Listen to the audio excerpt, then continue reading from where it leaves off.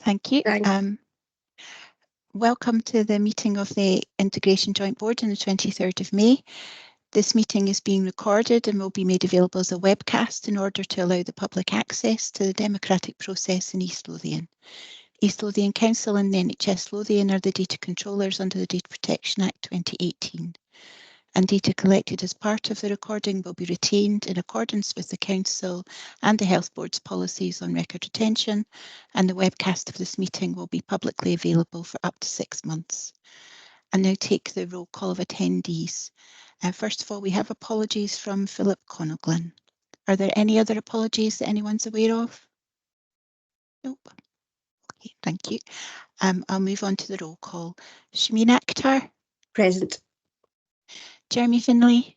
Present. Lynn Jardine. Present. Carol McFarlane. Present. Jonathan Blaisby. Present. Thank you. Patricia Cantley. Present. Andrew Cogan. Present. Elizabeth Gordon. Present. Thank you. Maureen Allen. Nope. David Binney. Nope. Lindsay Byrne. Present. Sarah Gosner. Present. John Hardman. Present. Oh, thank you. David Hood. Present. David King. He's joining later, Fiona. Great. Thank you. Claire MacDonald. Claire McIntosh. Marilyn McNeil. Present. Thomas Miller. Present. And Fiona Wilson. Present. Thank you. Are there any declarations of interest from voting members on any of the items of business? No. Okay, we're ready to start the business, Chair. Thank you. Thank you very much. My name is Councillor Shameen Akhtar, and I'm Chair of East Lothian Integration Joint Board. So welcome to our May meeting. I want to particularly welcome new members that have joined us, Jonathan Blaisley and Patricia Cantley from the NHS representative. So welcome we're great to see that you're here. And I also want to welcome Val Holtham. Hope I've said your surname correctly, Val. Val is from the Care Inspector, is that correct? So also welcome to our meeting this afternoon. We'll move on to agenda item number 1, which are the minutes of 2 sets of meetings, and minutes of our meeting on the 28th of March and the minutes of our meeting on the 25th of April. I'm assuming that everybody has had a chance to read those minutes, and I just want to get general approval of the accuracy of those minutes. Is that agreed? Agreed. Okay, thank you. Councillor Maguire, did you want to come in? Hello, yes, thank you, Chair. I'm not sure if this is the point I should come in at yet, but I'd just like to clarify my voting at the last meeting on item 6, which included the closures of the Abbey and Belhaven hospitals. Okay. If members that were there will recall correctly, I spoke quite strongly against the motion, and following lengthy discussions, I kind of got a bit confused in myself and ended up voting for the motion.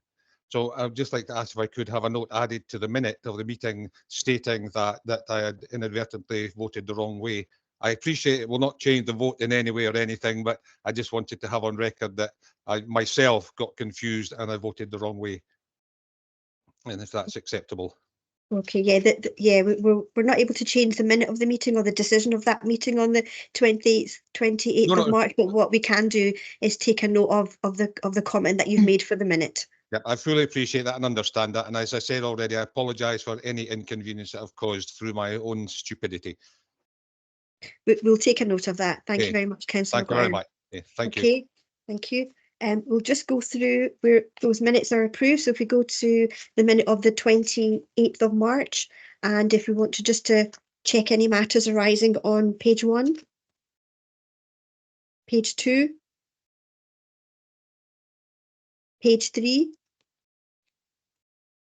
page 4, page 5, Thomas Miller, do you want to come in on page 5? Yeah, please, Siobhan. I'd asked for the recent costs of the renovations to Belhaven. I'm still waiting for them. I'll Okay. pick that up, Thomas. Sorry, and get that to you. Apologies. Thanks, Fiona. Okay, thank you. Did you have anything else, Thomas? No, that's fine. Okay, thank you. Page 6. Page 7. Page 8.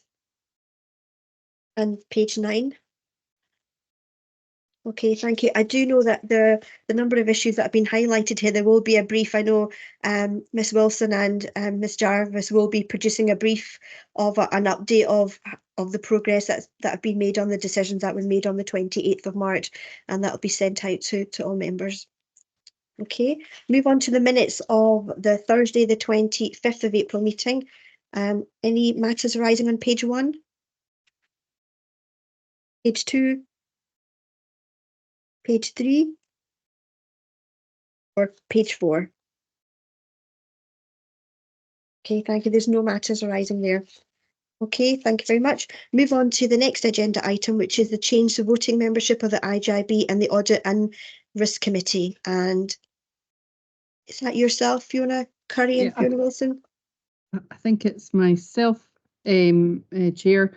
So the purpose of this report is to inform the IJB of a change to its voting membership and to seek nominations and IJB approval for a change to the membership of the Audit and Risk Committee and appointment of a new chair to the committee.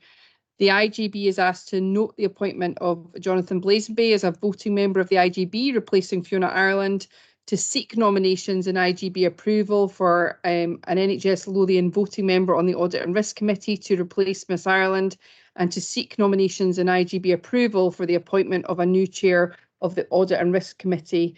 The background is in the brief report, just around the meeting of the 24th of April, around Mr. Blazenby being appointed by NHS Lothian as a voting member, and there is also just the background to the changes in the Audit and Risk Committee, just ensuring that there's an equal balance of members from NHS Lothian and East Lothian and Council, and the role of the chair may be filled by any member of the Audit and Risk Committee, either voting or non-voting, as long as that individual is not also the chair or the deputy chair of the IJB. Nominations for any new NHS Lothian voting member of the committee and nominations for the chair will be invited today, and I'll hand back to you, Chair. Okay, thank you. I know for the position of chair, I'd like to nominate Councillor Jardine.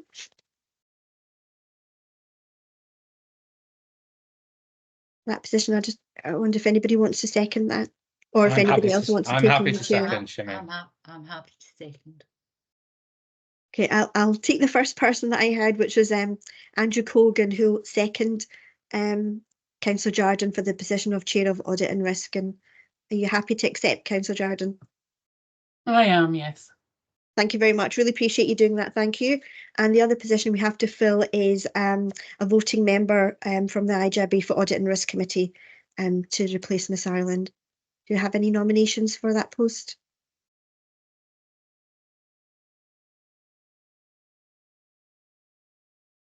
Can I nominate Patricia Cantley? Do you have any other? I'm other content to nominations? second. I'm content to second Patricia Cantley. Thank you. And you're happy to accept? Yes, thank you. Patricia, thank you Yeah, very much. thank you. Thank you to both of you for taking on those roles. It's a really important committee as we move forward, not just looking at the finances, but also the risk register. So I really appreciate you taking on these roles, and the support will be provided. I know that you're a new member, Patricia, but all the support will be provided, and you're, I know you're very experienced in that role, Councillor Jardine, and doing other committees that you chair. So I really appreciate that and the time that you'll be investing in that. Okay. Chair, can I just say that we have to confirm those appointments by roll call vote? Okay, thank you. So I'll go through the recommendations. First of all, if I could just ask members for a general agreement on the noting of our new voting member, Jonathan Blazenby. Agreed. Members Noted, are yeah. to note that. Thank you. And then moving on to the recommendations regarding nomination to the Audit and Risk Committee, we have a nomination for Patricia Cantley as a new NHS Lothian non-voting member, voting member rather, sorry, and also a new chair in Councillor Jardine. So I'll come to members individually if you could indicate whether you're happy to support these appointments to the Audit and Risk Committee. Councillor Akhtar. Support. Mr Blaseby. Support. Patricia Cantley. Happy to support. Andrew Cogan. Agreed. Jeremy Finlay. Agreed.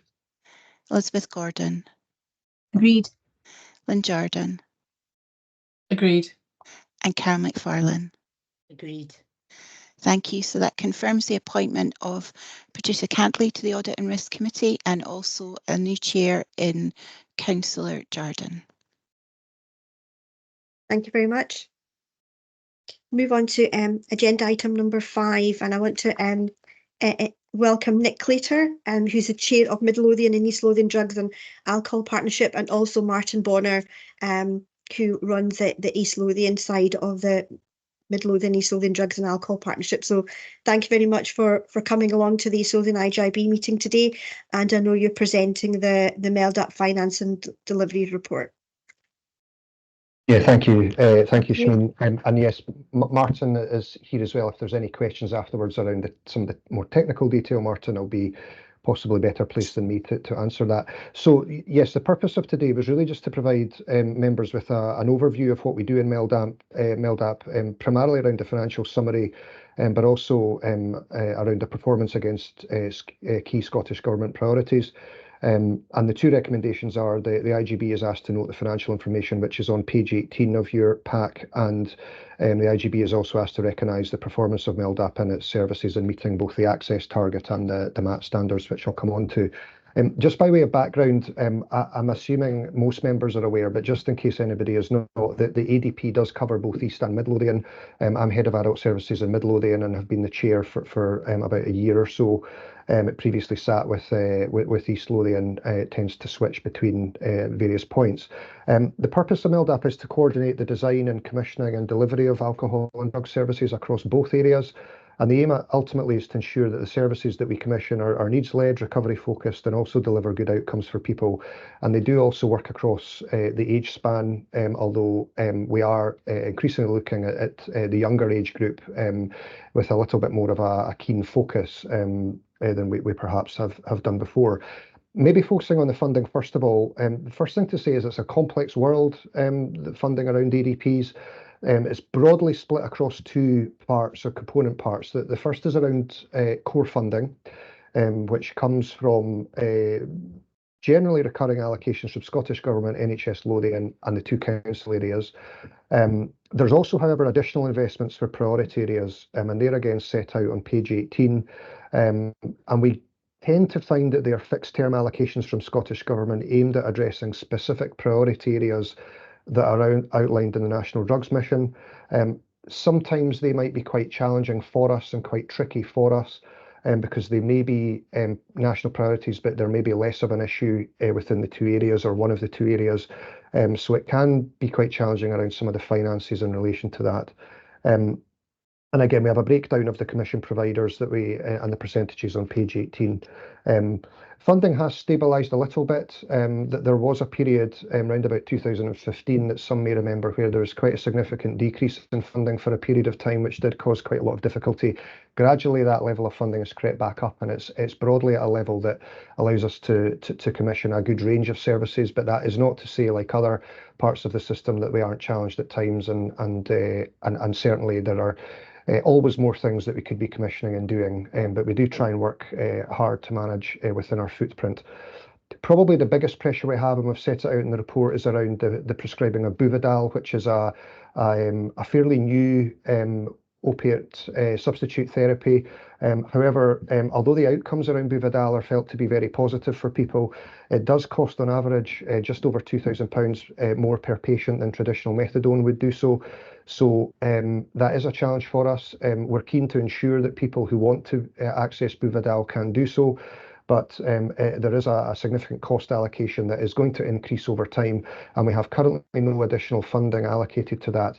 What I would say is the pressure generally sits within NHS Lothian and the prescribing budgets rather than MELDAP, but it is a problem for us longer term. Moving on just to the performance and delivery and outcomes, and again, apologies, I know many people will be aware of this.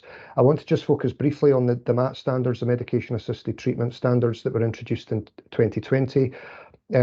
They were introduced partially as a response to the ever-rising drug-related death figures, but not exclusively around that, but that was certainly a key driver. There's a two-stage process to meet these 10 standards. The first we have already achieved, so by June of last year, 2023, we had to have met the first 5, 1 to 5, and we successfully did that across both local authority areas within MELDAP. The second tranche, the 6 to 10, are slightly more challenging because they involve a range of standards that actually rely on some external factors, so primary care, psychology and other factors that perhaps MELDAP and the services are less able to gain as much traction with. But the expectation is by April 2025 we'll have met standard 6 to 10 as well. An initial assessment by the Scottish Government earlier this year suggested we were on track to do so in both areas, which is very positive. The second performance area I just want to highlight is the heat target, the traditional A11 heat target, which is around the access to treatment. So there's a standard set that 90% of people referred into the services should access treatment within 3 weeks of referral. The standard is generally met and met well within both East and Mid Lothian across the MELDAP area. We report as one area for the purposes of this to Scottish Government, but we do break it down. Martin has a table that breaks it down across the two areas. East Lothian has consistently outscored Mid Lothian on that in recent times, but overall the performance over the last year and a half to 2 years has been well above the 90% target. And for Q4, which is our most recent report for 23-24, we were at 100%, which is a significant achievement. In the report, sections 3.6 to 3.8 set out some of the work being done in East Lothian, and again, happy to take any more direct questions around that, and Martin's probably best placed to answer that. What we do know, and it's not necessarily rocket science, we do know that if we get people into service as quickly as possible, we have the best chance of positive outcomes. It's not perhaps difficult to recognise that, but we do stubbornly still have some areas where we are needing to maybe do more assertive outreach. We've got some challenges ahead, and just finishing up, I just want to highlight those. The drug-related death figures are broadly moving a bit more in the right direction, but we are expecting this to be the next set of reporting, which will come in August of this year for 2023. We're expecting those figures to remain higher than we would like, and certainly still a challenge. The alcohol-related deaths continue to rise as well, and there's some issues around the reporting of those and what constitutes an alcohol-related death, which is complex, but we are seeing an increase in those as well, and probably we think partially due to the fact that we've had to concentrate so much around the drug-related death figures and the drug issues. It's been difficult for services to stretch themselves across both parts of alcohol and drugs at times. The financial challenges, as I've highlighted, are not going to go away, and we are wanting to set an indicative budget quite early this year. We were slightly late last year, and we'd like to be slightly earlier. And there is also ongoing work just finishing up to co-align mental health and substance use services going forward, Scottish Government driver. There is some controversy around that, but there's also a lot of positive stuff that can come out of that as well. So that's a very broad overview, Shameen, of where we are within MELDAP. I'm obviously very happy to take any questions. I appreciate this is the first time I think we've been for quite some time. And again, I'm very happy if it would be helpful for members to come back more regularly, if it's felt that would be helpful. Thank you. That's great. Thank you very much, Nick. I don't know if you wanted to add anything to what Nick had said, Martin, or do you want to just take questions? I'll just take questions if that's all right. Okay, that's absolutely fine. I can see Councillor Jardine, and then I can see another hand as well. Do you want to go first? Yes, I think Councillor McFarlane has her hand up too. Yeah, sorry, Councillor McFarlane, then Councillor Jardine. Apologies. Councillor McFarlane, can you, I think your mute button's still on. There you Yeah, go. I've still got it on. I just wondered about the fact that it says in one of the things that some of the funding will all end on April the 26th. I wondered why that would be. Martin, you might be better placed. I was waiting for that lead in. That's fine. Yeah, I mean, essentially, this is money that was allocated from the Scottish Government's drugs missions monies, and they're till the end of the Scottish Parliament. So it would be remiss of us to plan beyond that. So those are the dates we've been given that funding to. We'll have to wait and see in terms of financial packages for 26 onwards from there on, but that's essentially the indicator from Scottish Government. Right, thank you. Okay, Councillor Jardine. Yes, thank you, Chair.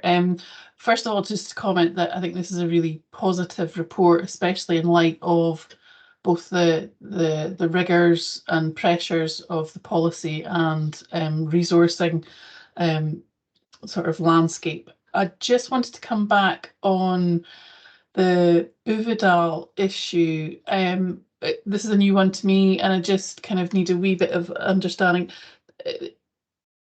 In terms of an opioid replacement, is this to sort of sustain people, or is it in terms of treatment, is it to, I'm going to use probably the wrong phrase, wean people off? Because I'm just not sure about if it is about to get people sort of off opioids, then isn't there a potential that the costs over the longer term would come down?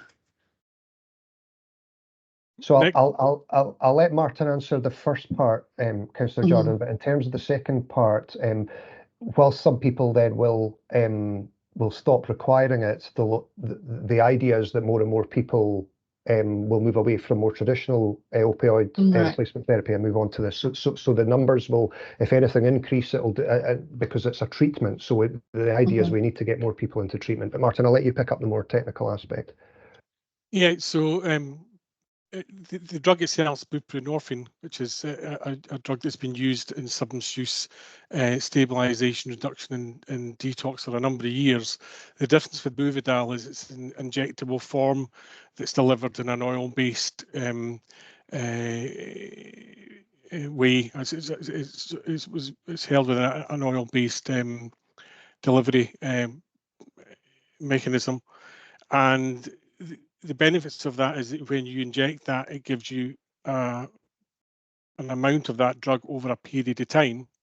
So it does two things. One is it encourages a sort of stabilisation program that's identified and agreed with the individual.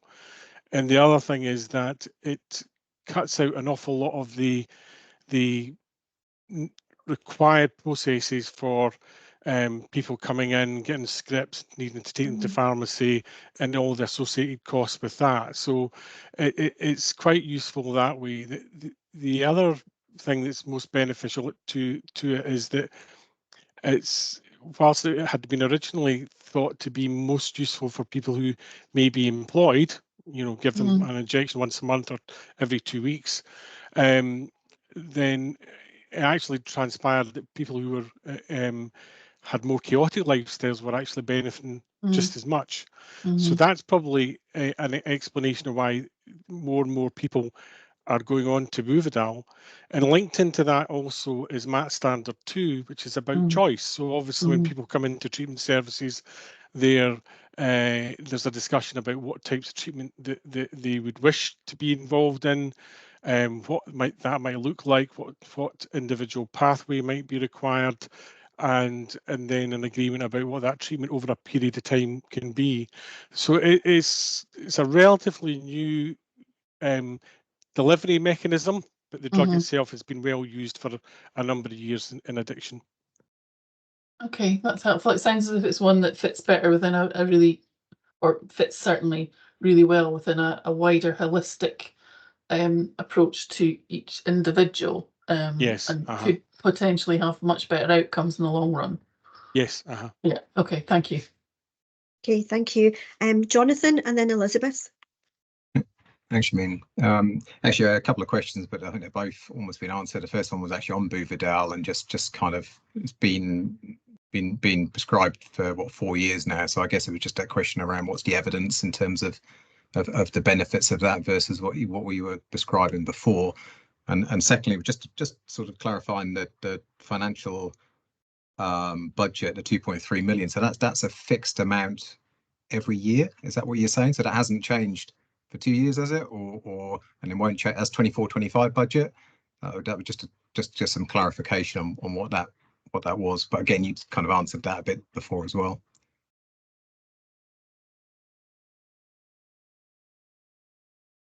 Go on, Martin. Yeah. Yeah. Okay. Yeah. Just in terms of the budget, yeah, essentially it's a programme, and added to that programme of funding we've indicated in the table there, the core funding that's available to us. And what we always are always doing is, of course, trying to make sure that we work within that budget. But essentially what we won't know, as I've already indicated, is what will the funding look like post 2026. Having said that, it's in our mind in terms of planning as well. Sorry, what was the first bit of your question about? Was that about Buverdale and its just benefits? the efficient, the evidence in terms of that versus what we were prescribing before, which is here obviously significantly, cheaper. Well, it's essentially it's a number of things. It's a good drug for assisting people to stabilise both their drug use and therefore also their lifestyles. And because it gives out an amount of medication on a regular basis through that delivery mechanism. But I suppose one of the benefits to individuals themselves is it allows them to stabilise their drug use, and then feeling that their drug use is stabilised, then start to make plans for the future. So it's quite a good drug for that. And I suppose the other thing to say about Buverdale, I think I've already indicated, is that there are savings both in terms of the effect on people's lifestyles, but also on prescribing costs, but of people not having to go into pharmacies every day to pick up medication, or every couple of days, or every week, depending what that is. So there are those benefits there. There is a wider piece of work being undertaken by Scottish Government looking across the country around about Buverdale, but I would have to say it's probably a bit too early to know absolutely about that.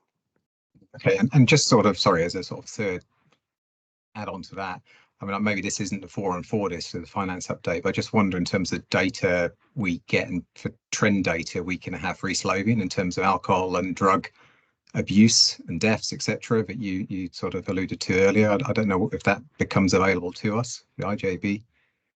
Maybe this isn't that point, but yeah, we're very happy to provide that. Jonathan, we can get that. It's really a question of what you would find most helpful, and we have quite a lot of data available to us. So I'm very happy for yourselves just to come back to us, obviously, and see what it is you would find most helpful, and we can work something up around that. We provide performance reports to the strategic group, so it might be helpful. I don't know who would be best to send it to, but I'm happy to send on what we provide, and then if that suits your needs, we can provide that, or we can provide something else that you would find helpful. Okay. Is that helpful, Jonathan? Yes, that's it. Thank you. Yeah, Thanks, Shamin. just to help things along, I know just from the last set of statistics that there were 17 drug-related deaths in 22nd of August 2023, and in 2021 there were 12 people that had died from alcohol-related issues in East Lothian. So that is, a high figures for a county our size, I would say. So if that helped. But I know that both Nick and Martin will provide further information, and that might be something that we circulate to all IJB members. That'd be helpful. Thank you. Elizabeth? Thanks. My question was just about obviously the pressures on the prescribing budget, given that the Scottish Government obviously aren't allocating additional funding for the Buvadal. And I was just wondering, is East Lothian prescribing budget under more pressure relative to many local authorities because of this? Or I mean, I don't know what the extent of the drug problem per head of population is in this locality, but it was just a question about the impact on the prescribing budget. Thanks. Yes, so it's much of a muchness across Lothian, Elizabeth. So from my own area in Mid Lothian, we're under similar pressures, and it's probably historically an issue that the finance officers have been looking at, because it tends to become an issue around accounting and where the money sits.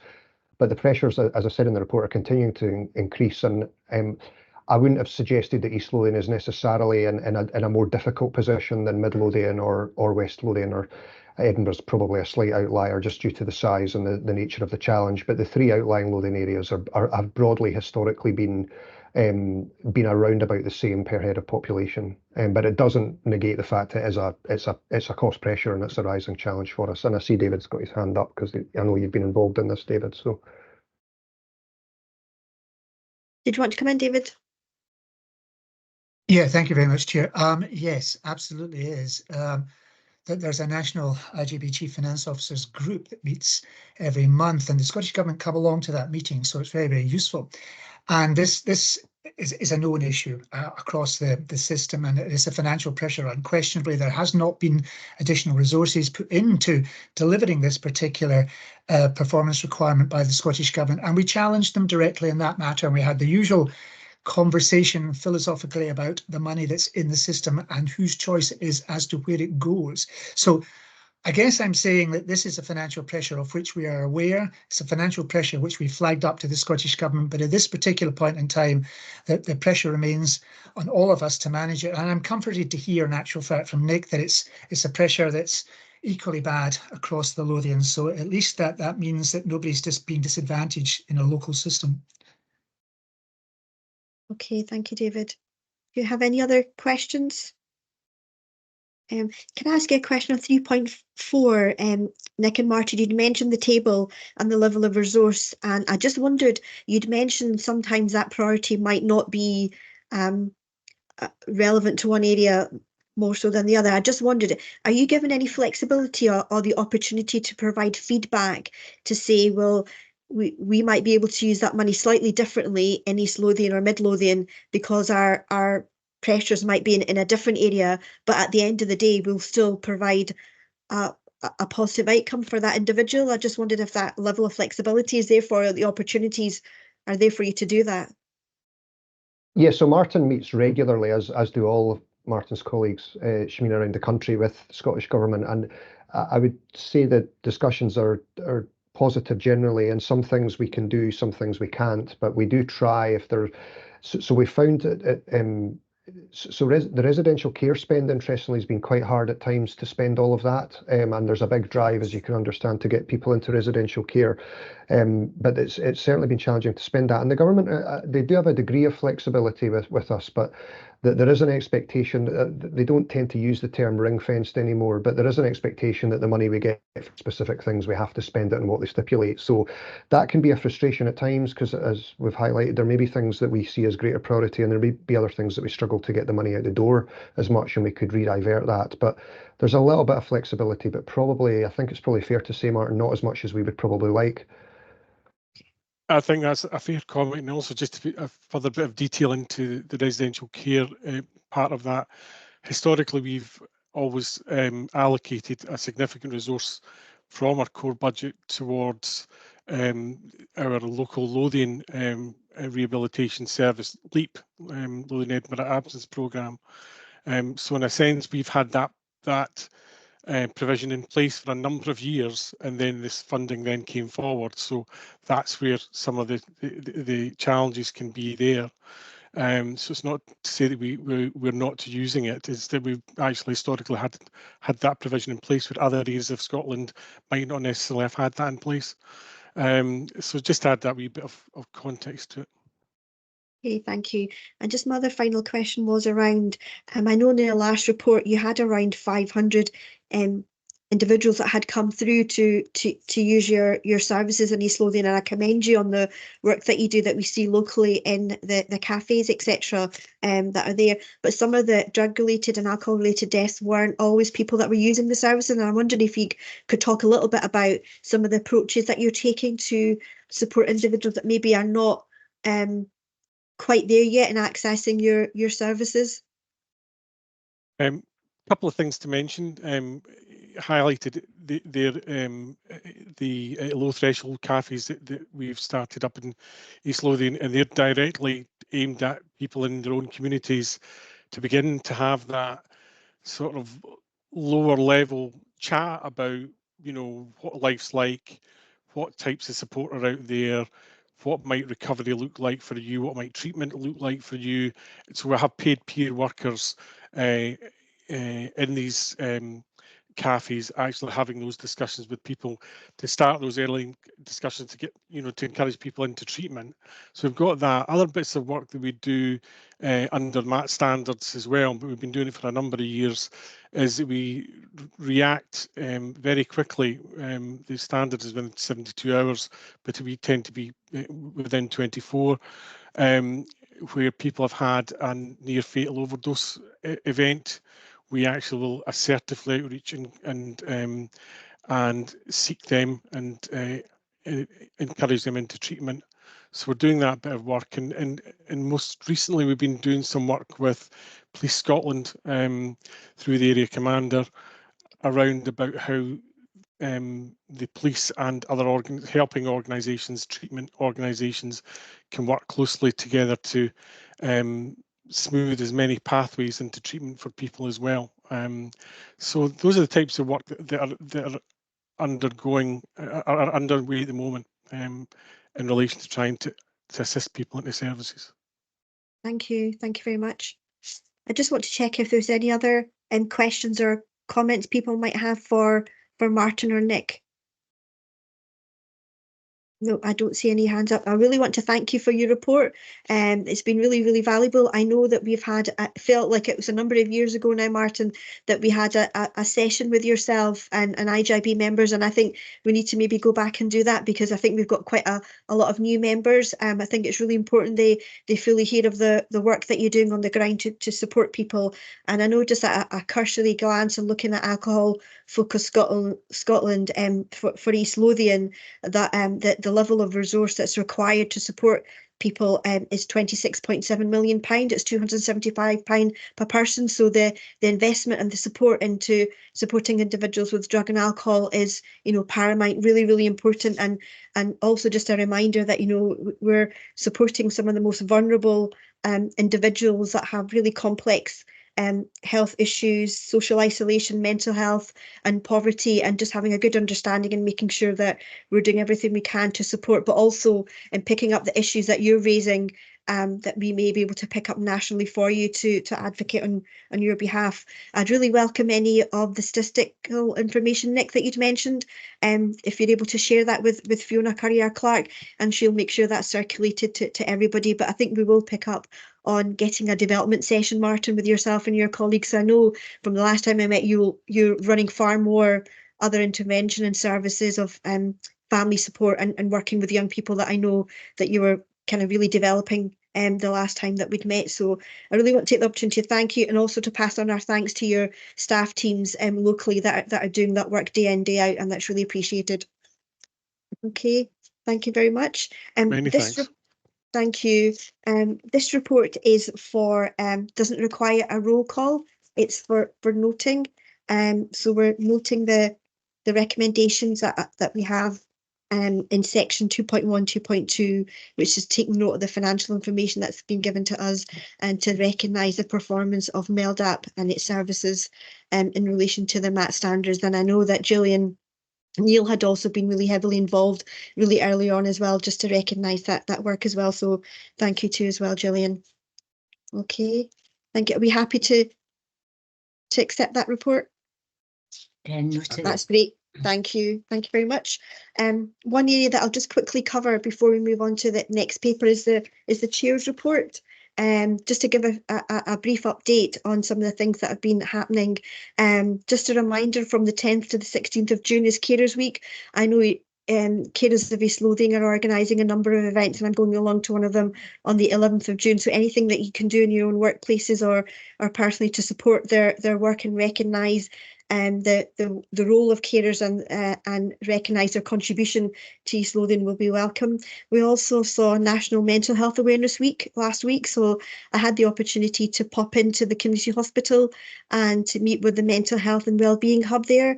And they're there every Wednesday from 12 till 2, and they've got a range of services, really proactive, supportive services, not just for the staff at the community hospital, but also the people that are accessing the community hospital around income maximisation, where the Musselburgh CAB are there, and East Lothian works as well. So that was really good having that conversation with them around the services, and they're making sure that that's been circulated and distributed widely, and you would have seen a lot of that on social media. We recently had an NHS Lothian board meeting, which I know some colleagues were also there, and one of the papers that I think is really always relevant to us is a real strong focus on early intervention prevention for IJBs to ensure that we're taking into consideration early intervention prevention work when we're making budget allocations and also when we're delivering services. So that might be a useful paper to circulate to board to IJB members, just to see that kind of focus coming from NHS Lothian. Recently I met with the Scottish Women's Budget Group, and that was with kind of across all services, and that was really helpful, just to make sure that we always are keeping an eye on kind of gender focus in delivering services, but also in budget allocation. That might be something that we might want to look into further their work, and they're really keen to work with IJBs and health boards and ensuring that there is disaggregated information available and we're making the best possible choices with the resources that we have. A couple of other things I wanted to pick up was that I know there's been a really strong focus from NHS Lothian of being an anchor institute. And I know one of the things I'm really keen to find out is how we within East Lothian benefit as being part of the kind of bigger anchor institute, not just at East Lothian IJB, but our local voluntary community sector as well. So that'd be something else I'd be really keen to look into a lot further. There was an East Lothian wide poverty consultation. So I attended that event. They had a drop-in session, but I know they also had online opportunities to contribute to the poverty action work that we'll be carrying out county-wide, and that's got to be a multi-agency approach to make sure that we support people right across the county. And finally, I just want to leave with a number of months ago, there was a conference at Queen Margaret University that focused on intergenerational work, and they brought together quite it was a unique event where they brought two academics together that worked in the early years and also older people together and focused on their research. And that was really powerful. What they've now done is they've captured that conference and it's available online through Queen Margaret University.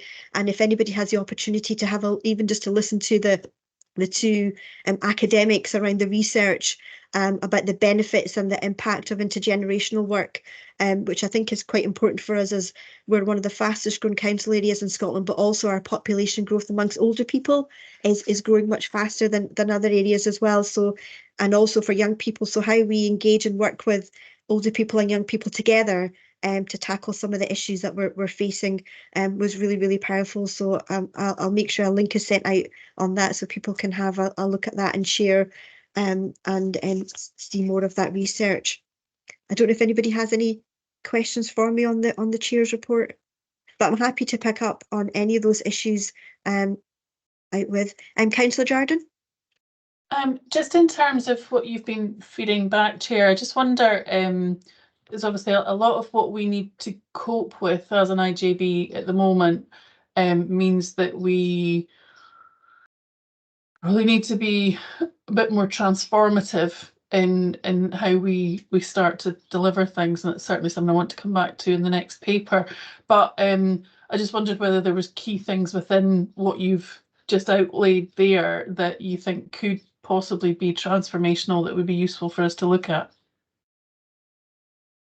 Yeah, I'm happy to go back and look at some of those, the intergenerational work, the Anchor Institute, the Scottish Women's budget group, where could help us in some of the areas that you've just mentioned of how we move forward. Yeah, I'm happy to pick that up with you. Okay, thanks. Okay, thank you. I don't see any other hands up, but I'm happy for anybody to approach me after the meeting or between now and the next meeting or any time at all on any of those things, or if anything does come up and you feel that'd be important to be aware of or attend, then please let me know. Okay, thank you. Move on to agenda item number 6, which is the strategic workforce plan update, and that's from Nikki Donald.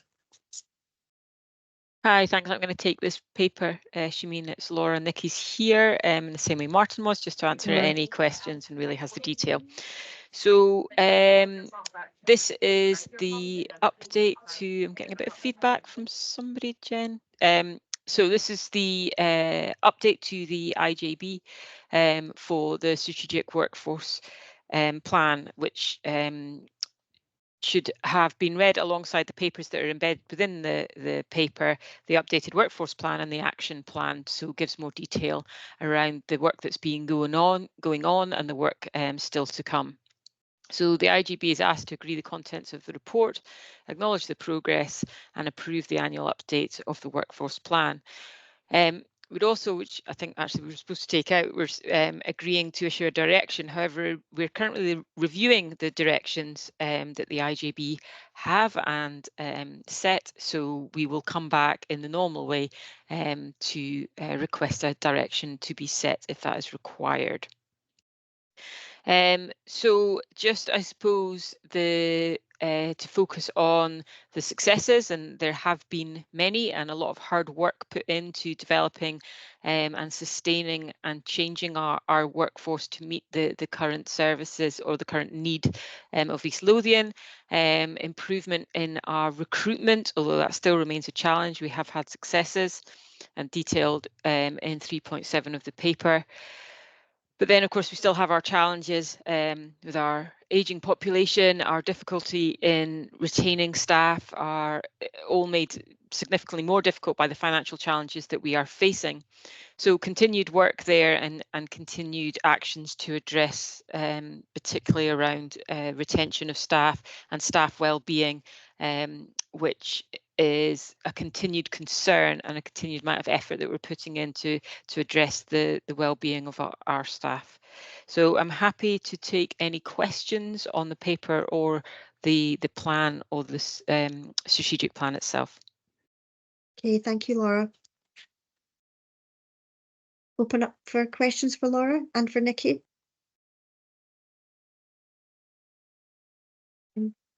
Councillor Finlay. Yes, thank you, Chair. Just a question under 3.6 of the report. Objective 2, workforce requirements. Just wondered if you could just let us know. It says at the end, work is being completed by most teams, is now being pulled together in one central document. When do you think that document will be available, both to yourselves and to us at the IJB? So I'm not sure. I think it's actually overdue, so I'm hoping that it would be by the end of this month. Where's Nikki on my screen? Yeah, I think we're pretty much there. Go on. Yeah, we've just pulled together the last bits and pieces. We had been waiting on some bits and pieces, so we've pulled that together, and hopefully it should be together by the end of this month. And whether we go on, sorry, this is a follow-up to that. I mean, can you give us any idea if there are any significant gaps in the skills? No, I think all teams have the skills that they need. The skills gaps would be where we're, for succession planning, if people are going to be retiring or leaving, there are some teams where there's not a natural fit for somebody to move into the role above them, if you like. So that's where the gaps are. Okay, thank you. Okay, Councillor Jardine. I've got a couple of questions. Is that okay? That's fine. I'll ask them one at a time. So at the top of page 4 in the action plan document, it says about the evidence that's available in terms of the well-being of staff. And I'm kind of curious in relation to the third success that's been outlined in the report, if you can say anything about the evidence that we might have of that cross-team influence, improvement of working, etc., and whether there's kind of, is there evidence of outcomes from that that contribute to the well-being of staff? Nikki, can I ask you to come in if you've got the plan in front of you? I've not got the plan in front of me. Hang on, because I've got so many versions of the plan. So, do you want to move on to your next question while I look that up? Yeah, hold on a second. I'll just tell you which page of our document it is.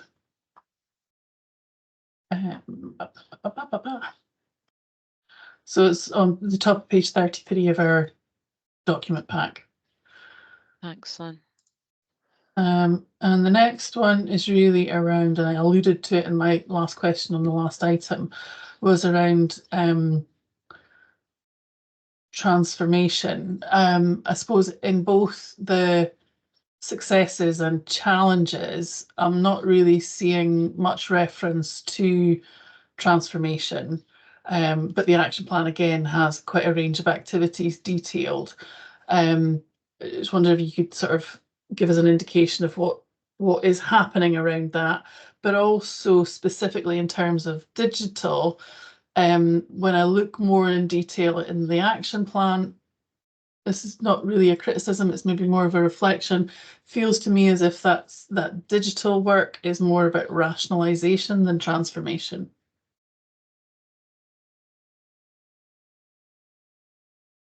Nikki, are you wanting to come in, or do you want me to? You know what, you can do this. So I think that's right, and I think what we're struggling with, Lynn, is the time and the resource it takes to do things differently and transform our workforce, and the processes that are put in to ensure a sort of stable and a process and a well-governed workforce are sometimes make the change and the transformation quite difficult. And I think sometimes you're right, what we're probably doing is it feels like we're slightly tinkering around the edges, and there's a number of kind of work streams, particularly in the NHS, that are happening around workforce change, and our own council workforce. But yeah, I think you're right, and don't take it as a criticism at all, but take it as something that we probably do need to look at and just evidence a bit better about, okay, what is the transformation that we're looking for and how can we achieve it? I think we are hindered by the current recruitment challenges, our current financial challenges, that we are reducing our workforce when actually the reality is we probably need to increase it in some areas, but we just don't have the finances to do it. So happy to have a look at that, and look at that kind of, yeah, are we evidencing that properly, and are we doing it, or are we just kind of tinkering around the edges, which I think probably, unfortunately, in many ways we are. I suppose I'm kind of, I would be keen for us to explore certainly what Shameen was reporting in her chair's report, things around, you know, gender-based budgeting, the intergenerational work and all this. Some of those might be areas where we can actually unlock some more robust transformation, possibly. Yeah, and I think so. We've done a lot of work in terms of what we're trying to develop is the sort of apprenticeships and the work with our schools and our colleges to get people sooner and support people sooner into our workforce. And there's been a lot of work done on that, and it's somewhere within the report, or Nikki could maybe talk more on that, especially around apprenticeships. And equally, we are currently looking at developing keep me right here, Nikki, an internal SVQ assessor. so we can start to do our own assessments, and we're not paying for that, and we're much more in control, and we get more people through, etc. Now, those are some of the really kind of innovative and really positive things that we have brought to the table and are trying to bring in. The challenge that we have is it costs money. It's an outlay that we have to put in. The staff that we're looking for to do the SVQ assessments, it's expensive to set up. And currently we are definitely in a position where we'll go off to Fiona and say, oh, do you think we could have a couple more staff? And you're funding that from where? Oh, we already have a full staff. So that is one of the challenges, and it would be good to speak to you. I know Paul's very keen, and Paul McLennan is very keen on this as well.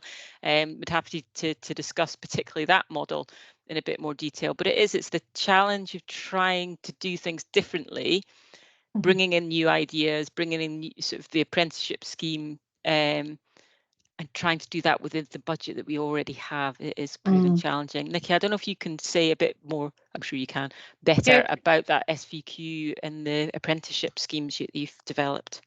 Yeah, so and the success of the schools, actually, that really. Yeah, so we've done a lot of work with the schools, going into them to tell them all about the different careers that are available within the partnership. And one thing that other local authorities do is offer the social services and healthcare foundation apprenticeships across their schools. However, we are not able to do that because there are no local providers that can deliver it within our schools. So one thing that we can do, and what Midlothian have done, is deliver it internally to our schools. But obviously that would need staff and specially trained staff to be able to deliver that. And that's something that we have put to the management team, but it will cost money to get it off the ground. You know, once we have got it off the ground, we would be able to get funding from Skills Development Scotland to be able to fund the posts going forward. But yeah, it does need some investment in the first instance. Okay, thank you. Can I just take you back to my first question and probably re-ask it in a clearer way? Sorry. So you've spoken about the induction sessions and about the value of having inter-team exchanges and information. What outcomes, what positive outcomes are you seeing from that in terms of the difference that it's making?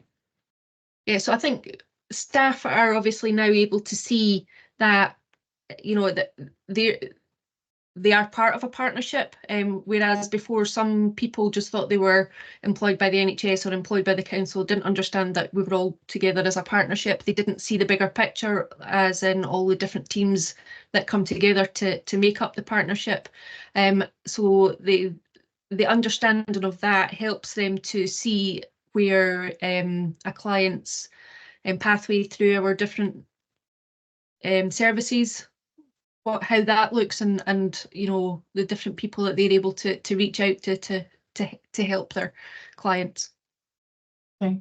Yeah, I do. Okay. So just coming back on, and it's funny. So I do think the induction has been one of a real highlight of. So we stopped doing them, I think, in 2020 in COVID. We've brought them back in. Maybe this is just going into our second year, and I think it's made a significant difference to people, to staff's understanding of being part of a partnership, and the understanding that we have social care and we have health and how those two can interlink. So that has been really useful. Timely is that one of the challenges we have within workforce is a venue to train, which seems small and seems, oh, well, there's plenty of rooms, but actually the reality is there isn't, and it's such a vital part of delivering face-to-face inductions, face-to-face training, and we have potentially cancelling training because the elections have come, which has taken out a significant amount of rooms within the council building which we were using, and that seems ludicrous that we're suddenly not able to provide these vital induction courses because we don't have space, but that's where we're at. So it's that kind of working and pushing forward with, okay, these are great ideas, they've really benefited staff. We have staff who've actually worked for the partnership for a long time saying, can we come on the induction, because we haven't met these people, and our new colleagues have and are much more informed. So that's been very positive. But again, it's just working alongside. I think the challenge, and I know I was saying in the SPG, we're still working with the challenges of home working and buildings being closed, and how does that look and how does that sit, and reviewing that, because it is having an impact on staff on our workforce, and I don't think we've quite got that right yet. Okay, thank you. Thanks, Lynn. Okay, does that help to answer your questions, Lynn? Absolutely, yes, thanks. Great. Fiona, did you want to come in to what Lynn was saying? Well spotted. Yeah, I was just going to add, I suppose I think we are really reflective of how we engage our staff, and I suppose just other things to add is we've developed a senior management team meeting that brings a kind of a level of service manager, so they're engaged within the kind of the management structure. I think we try as a team to be accessible, and I'm even thinking, Thomas, just some of the work through the kind of the joint partnership forum as well, just that kind of transparency around the discussions. And we've even linked the learning of, people have said, I don't know enough about the kind of the work of the IJB, and Peter Murray, when he was chair, he came and spoke at that. So I think I suppose it's constantly reflecting back, and even just the work that Jen Jarvis is doing around the comms. How do we engage people, and do they know who Fiona Wilson is? Do they know who Laura Kerr is? That's important to us, but also being accessible with that. So I know it's not written here, but I think it's just that. I think trying to develop that culture around East Lothian, around it's a place people want to work, and will be developed through that. And we've just done a bit of investment even in ourselves as a senior management team, to try and develop ourselves, and then move that on. And then I guess the next thing is we're really pushing is appraisal, what we'll bring out of that, and learning and development. So I suppose I just want to strengthen the work that Nikki has talked about, and Laura, but I suppose we just keep going at it because we value our staff. We want to develop people, and we want people to come to East Lothian, even when the opportunities at times seem limited because of different constraints. There are always opportunities, and I think that the key thing we can do is always develop people. So I hope that helps, Councillor Jordan. Yeah, that's really reassuring, Fiona, because when things get constrained, one of the easy things to opt out of is that kind of culture and values base. So yeah, good to know. Thanks. Okay, thank you. I've got Claire and then Jonathan. I just wanted to come in on the digital skills side of things. A question as part of Councillor Jordan's initial question. So there's been a new digital and data change board established quite recently. It's got a number of work streams under it, and one of the work streams is digital skills and leadership. So a bit of scoping at the moment as to what that's going to focus on, but part of it will be sharing some of the skills that are used in some parts of the organisation with other teams that are not using that currently. So that's a really, I think, quite exciting area of development potentially. And that that change board is chaired by Leslie Berry, whose teams are very adept at using digital and data currently. That's great. Thanks very much, Claire. Jonathan? Thanks, Shameen. Yeah, hi. Just a couple of questions. Actually, one of them was on sort of follow up to Lynn's question there around sort of well-being and sort of how our staff feel. And I apologise here. I'm new, so I don't know how things are working, and this may already be well known. But just there's the iMatter survey, which I think is. I think I filled my one for NHS yesterday, so I don't know if the council does the same timing. It says exactly the same, but just a general question strategically, how do we use that to sort of get a feeling of how our staff are feeling and learn from that, and what the timing is of that. And secondly, in paragraph 8.1, the Health and Care Staffing Act came in last month, April 24. Again, this might have been covered before. Just a general question, is there anything we should be aware of in terms of compliance with that act for the IJB committee? Thanks, Jonathan. So just on staff well-being, so to take your point about iMatter, so we complete our action plans from iMatter. The next questionnaire, I think, is due out in June. So all teams are busily confirming their teams, hopefully, so they all get the appropriate survey. again, the challenge for us is that for us is a survey we use for partnership, so for both council and NHS staff, and that over the years has been difficult to implement, because for council staff they certainly have seen it as an NHS survey and not a council survey. So we've worked hard with the IMATA team, and they've been great and kind of adaptive in making it more HSCP friendly. So we try to get both employees filling in the IMATA survey, and it does generate interesting points. One of the ones I suppose for the IJB is just people or staff don't feel that the IJB are as present, or they know the IJB as much as they would want to.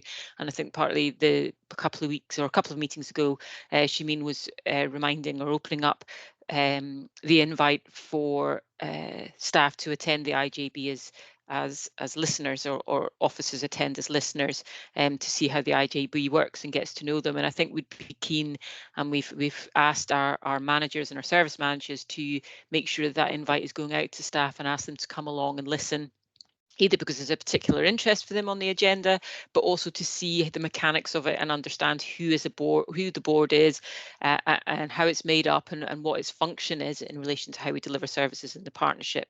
So that's certainly something from IMATA that we would look to the IJB just to be noting of, and the actions that we're taking to try and increase people's awareness of the IJB and its board. IMATA is important, but I think we have developed our own individual workforce plans, and part of those will include the kind of well-being of your staff within your services, as well as the overall well-being of staff. We have a very informative newsletter that's delivered out every quarter, that has a number of really kind of useful articles and information for staff well-being. Again, the difficulty of having people working from different sites and including home means that sometimes people aren't looking at that email and then not coming across the hard copy that's been printed out. So it's just trying to get that message across and make it as accessible as possible. In relation to the Health and Staffing Act, so yep, that was implemented or started from April. NHS have a kind of set up way of completing the information or returning that information, and the council as a whole will return that information on behalf of the social work staff from the partner, or the staff that are required to fill it in from the council, and our commission services, we will be able to report back on them. So we, as a partnership, I think are ready to provide the information, and the information is there. In terms of will it improve the way we work or show us gaps, I'm not sure. I think we already provide, in fact I know we already provide the information that's being asked for to the Care Inspectorate and to other areas already, and the information is available. So it is slightly, and people can challenge me back on this if this is not right, but I think this is slightly just us gathering the information again and providing it again to the Scottish Government in a different way. So it's not providing anything new to us, but they are receiving it in a different way. So, but yes, we're ready for it, and we have that information there, and we already act on the information. Sarah may well have more information on the Healthcare Governance, Safer Staffing Act. Okay, thanks. Okay, Sarah, did you want to come in on this issue? Yeah, thank you, Chair. It was just, we got feedback. Is that better? No. Okay, sorry, because we're in the same room. So just to reiterate what Laura said, we've certainly got all of our process in place, and we've been risk assessing around safe staffing now, especially from an NHS perspective, for quite some time. So we do have quite robust systems in place. We're working on it. I think what we're also working on at the moment is actually how we record our mitigations around safe staffing. So a lot of the teams are looking at that in a bit more detail, but I think it is just to give the assurance that we do have systems in place, and there is ongoing work with that as well. Thank you, Sarah. Do we have any other questions or comments? I've just got one last question on just the challenges on 3.8.4. Local university are recording a drop in the number of students on their healthcare courses. I wonder if they are looking at anything themselves on research on the reasons why and what the barriers might be and what might support increasing in numbers to access those courses. Sarah? Sorry, I'm just smiling. We're going to time it right so we don't get feedback. So yeah, absolutely. So I think this year we have been really lucky. So NHS Lothian has been inundated with newly qualified applicants, and we've certainly been very fortunate to accept many into East Lothian. But we do now know that the ones that are in their first year this time round for their nursing courses, there's a 40% less intake than there was than the ones that have just come out. So there is a lot of work going on around how do we encourage people to do healthcare courses, who are we encouraging it to do it, and then also what will our workforce look like. But I think at the moment we're very encouraged with the students that have come out. We've had applications from not just Edinburgh students but across Scotland, and also from down south as well. So at the moment it's looking good, but there is a concern. Certainly from about 3 years' time there is a concern. Okay, thank you very much. I don't know if anybody else has got any questions or comments for Laura, Nikki. No, I don't see any other hands up. Just to thank Laura and Nikki for the report. I think it's really important to highlight the successes that you have achieved in this report, especially engaging with young people. I think that's really important, and also supporting the good morale of staff, but also a real concern is the health and well-being of our staff as we move forward, because we're not able to achieve anything without them, and how we keep a close eye on supporting them in their roles. Also be quite interested in how we move on, where you've done that skills analysis. And it might be something that comes up in the next, the paper that we're going to be discussing around the redesign of care at home services at 8. Does that give us an opportunity to look at that skills mix that we have in a potentially new project that we're looking at there? But I just want to thank everybody for the report, and just an opportunity to pass on our thanks to the staff that we know work hard day in, day out in a really challenging environment. But I think it's important to highlight that East Lothian is a good place to work, and we know that there's really positive morale among staff and a great place to work. So I think it's really important that we're reinforcing that if we want people to come and live and work in East Lothian, and it's a great place to work for whichever sector it might be, but especially in health and social care in East Lothian. Okay, for this paper, a roll call is required, so I'll pass that on to Fiona Curry. Thank you. Can I just confirm that the recommendation 2.4 regarding the direction, is that to be removed?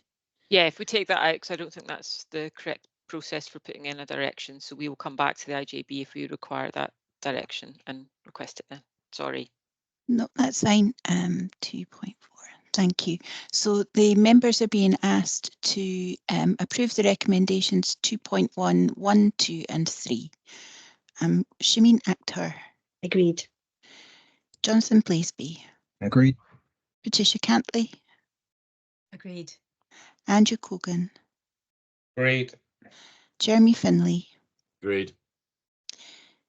Elizabeth Gordon. Agreed. Lynn Jordan. Agreed. Carol McBurlen. Agreed. Thank you. That's the recommendations approved unanimously. Thank you. Move on to agenda item 7, which is the East Lothian Health and Social Care Partnership Performance Framework. And is that yourself, Claire Godwin? Yes, thanks, Chair. I have to start with an apology for the late arrival of one of the attachments for this report. So that was entirely my fault. And thank you, Fiona Curry, for circulating it at such late notice. So you'll only have received it shortly before we met today. So apologies for that. It's a couple of pages, so hopefully people will have a chance to have a quick look at it. So going on to the report, the purpose of this report is to present the East Lothian HSCP performance framework to the IJB for approval. There is the document that was circulated just before the meeting, and there's a couple of appendices as well. The appendices show the range of performance data that's currently reported to a variety of organisations and forums. Just to look briefly at the purpose of the framework, the framework basically outlines the use of performance data in a number of ways. So very briefly, from 3.2 in the report, this includes at a strategic level and the development and reporting of data in terms of how it supports the IJB's role of maintaining oversight and scrutiny in relation to delivery of its strategic objectives. It also provides accountability and assurance to delivery partners, East Lothian Council and NHS Lothian, and we have performance reports that go to both organisations. Data is also used by managers to inform operational activity, the day-to-day stuff, week-to-week stuff, and to inform decision making. In addition, data is used to support improvement activities, service development, and in relation to a number of transformation programmes. So this is an important area of activity for us.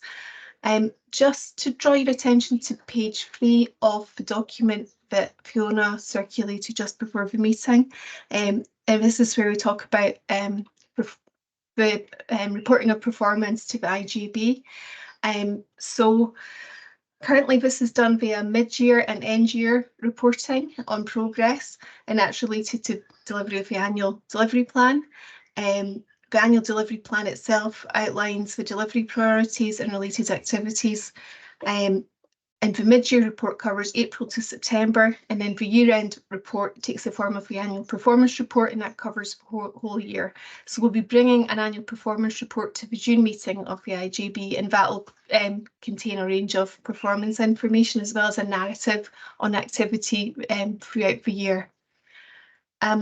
Within the annual performance report, it's worth noting that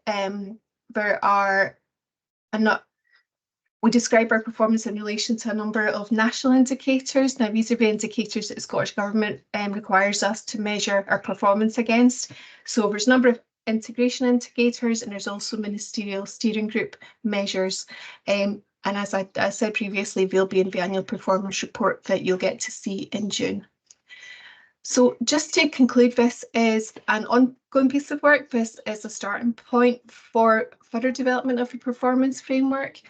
There's also, I mentioned the Digital and Data Change Board, and there is within the Digital and Data Change Board, there is a work stream in relating to the development of data and use of data.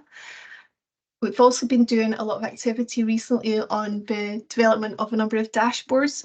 So the purpose of these is to provide accessible near-time data for services to inform for daily delivery, so on a sort of operational level. Another piece of work that is going on currently relates to personal outcome indicators, and that's been looked at within our adult social work teams currently. So happy to take any questions or notes of any feedback on what we've got at the moment. Okay, thank you, Claire. Can I just open that up for any questions or comments?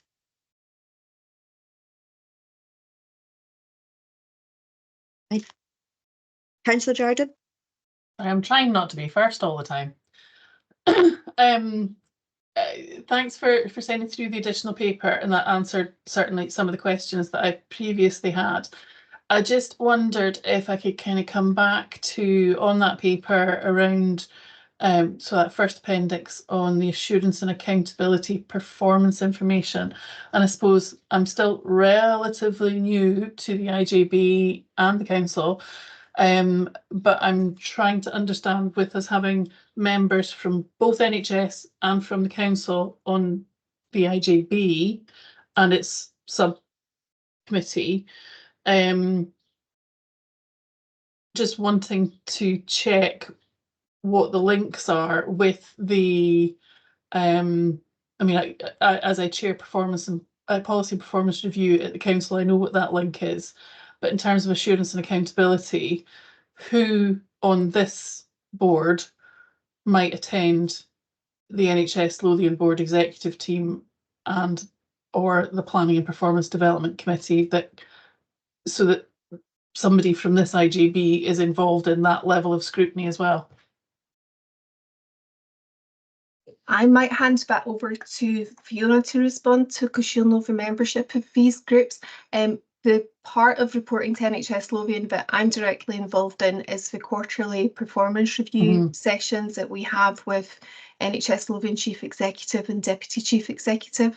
And that's a performance update that we give to them largely on operational issues. We've got one coming up next week for the end of Q4, but the board executive team and so on, I think, Fiona, would you be able to respond to that? Yeah, and Andrew might be coming in on this as well. So yeah, we there's an expectation from a kind of partnership perspective. We give a quarterly update where we are. The other things that we contribute into is the performance meeting that is with board members, and that was yesterday, and we do a bit of a kind of a summary. So to give you an example, our performance around occupancy was not great over the last few weeks, and we were able to just highlight, actually this isn't very good and this is why. And then the other aspect is we give highlights around some of key areas at the board executive team report that goes into the board's paper as part of the performance that normally Jim Crombie's team presents at the board meeting. So there's opportunities there as well. So we've got the kind of partnership scrutiny, and then in and around the board, both from the kind of performance committee that was yesterday, and then the board meeting. I'm looking to Councillor Jarjan and Andrew Cogan and Elizabeth and others who go to these meetings just to maybe want to add to that. But that's the aspects that we feed in where we've not found the natural fit, and is around the council partner, because it's the aspect of the IJB. And I think there's something for us that we've been reflecting on. We don't demonstrate, I think, well of telling our story, the good things we do. So things around our social work wait times, the kind of the amount of people that we are supporting. It's how we get that balance of operationally and wider the story of the IJB about that strategic plan and how it works to the wider membership of the council, in the same way to the board. And that is still, I don't think we've got the full answer to, because I think often it's around performance in a potentially a negative way, and I think we've got a really good story to come from the IJB and the work of the partnership that doesn't get there in the same way I think it does, just with the way it's set up in NHS Lothian. So I'm open to how we do that better, but I'm just really thoughtful about that. So I hope that helps. Sort of. It's complicated.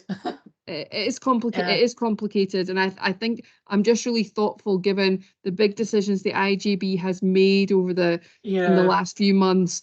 I think one of the positive things has been our how we've engaged with people in commissioning, but I also think we need to do more around telling the story around the good things that are happening in East Lothian, and it's how we do that. So we do some of it through comms, we do some of it through engagement.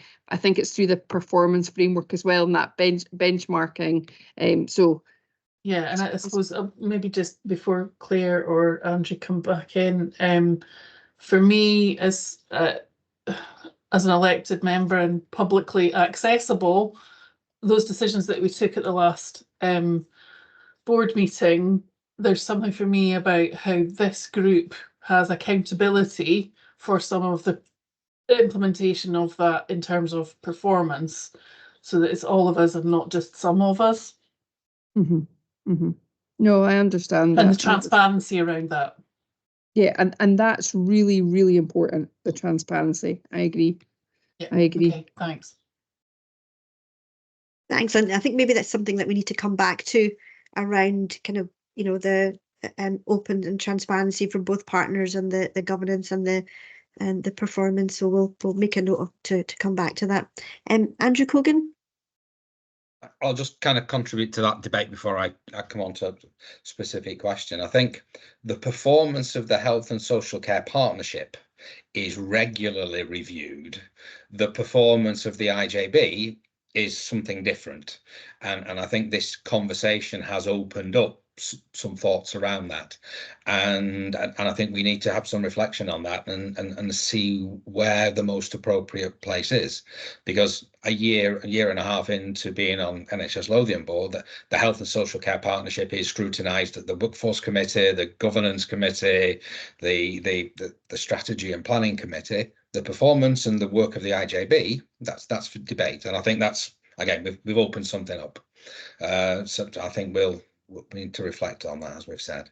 The point, and Claire knows this because we've discussed this before, which is, out of the 7,842 performance indicators that we have, what are the critical few and how do we use those?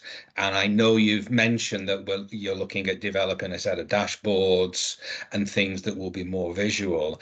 And I think it's really important that comes to fruition over the course of the next periods, because just receiving, as you know, table after table after table of individual line performance against an indicator doesn't really give us trend and assurance. And I'm certainly hoping that the dashboards will, one, help you as operational managers to manage the day-to-day running of the services, and also to enable us to provide that level of scrutiny and support as required from an IJB perspective. So maybe Claire can just come back on that, just to give some thoughts on that. Yes, thanks, Andrew. That was remiss of me not mentioning it when I went through the report. So paragraph 3.6, we've mentioned the development of a set of key performance indicators and our intention to include them in the mid-year report. So that'll be in the autumn. And as you suggested, that's a set of indicators that kind of give us a kind of high level impression of the key areas of activity, and will be regularly reported. So yeah, thanks for flagging that again. Okay, thank you. Do you have any other questions or comments?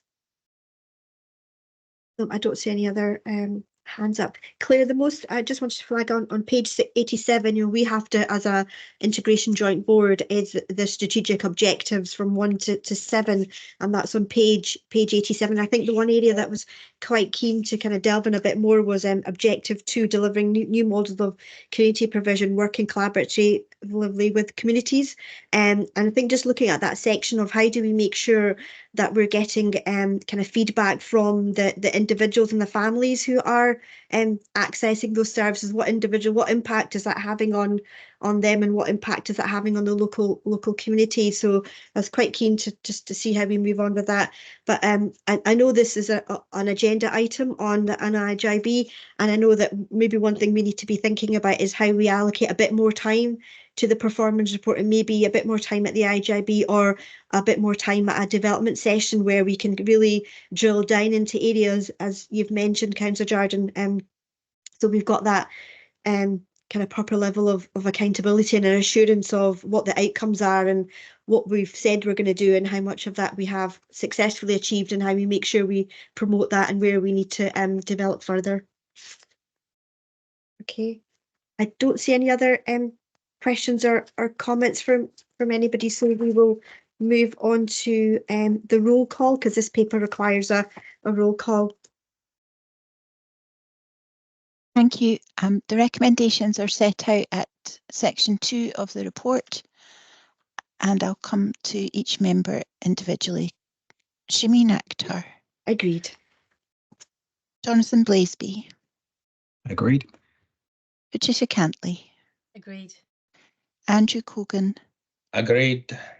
Jeremy Finlay. Agreed. Elizabeth Gordon. Agreed. Lynn Jardine. Agreed. And Carol McFarlane. Agreed.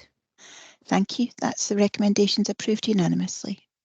Okay, thank you. Move on to agenda item number 8, which is the redesign of care at home services, and is that Jamie Forrester that's presenting that paper? Me today. Jamie's not along today, so okay. Sorry, me again. So this is the redesign of care at home services. So this is a report really from the Care at Home Change Board that are now in a position to present the model that they're looking to take forward in relation to. It says care at home, but it is much wider than that. So the model is based on the research that was carried out by Capgemini, who came in and did a bit of work for us last year, and then other significant sort of research that we have carried out, and national research around care at home and the delivery of those services.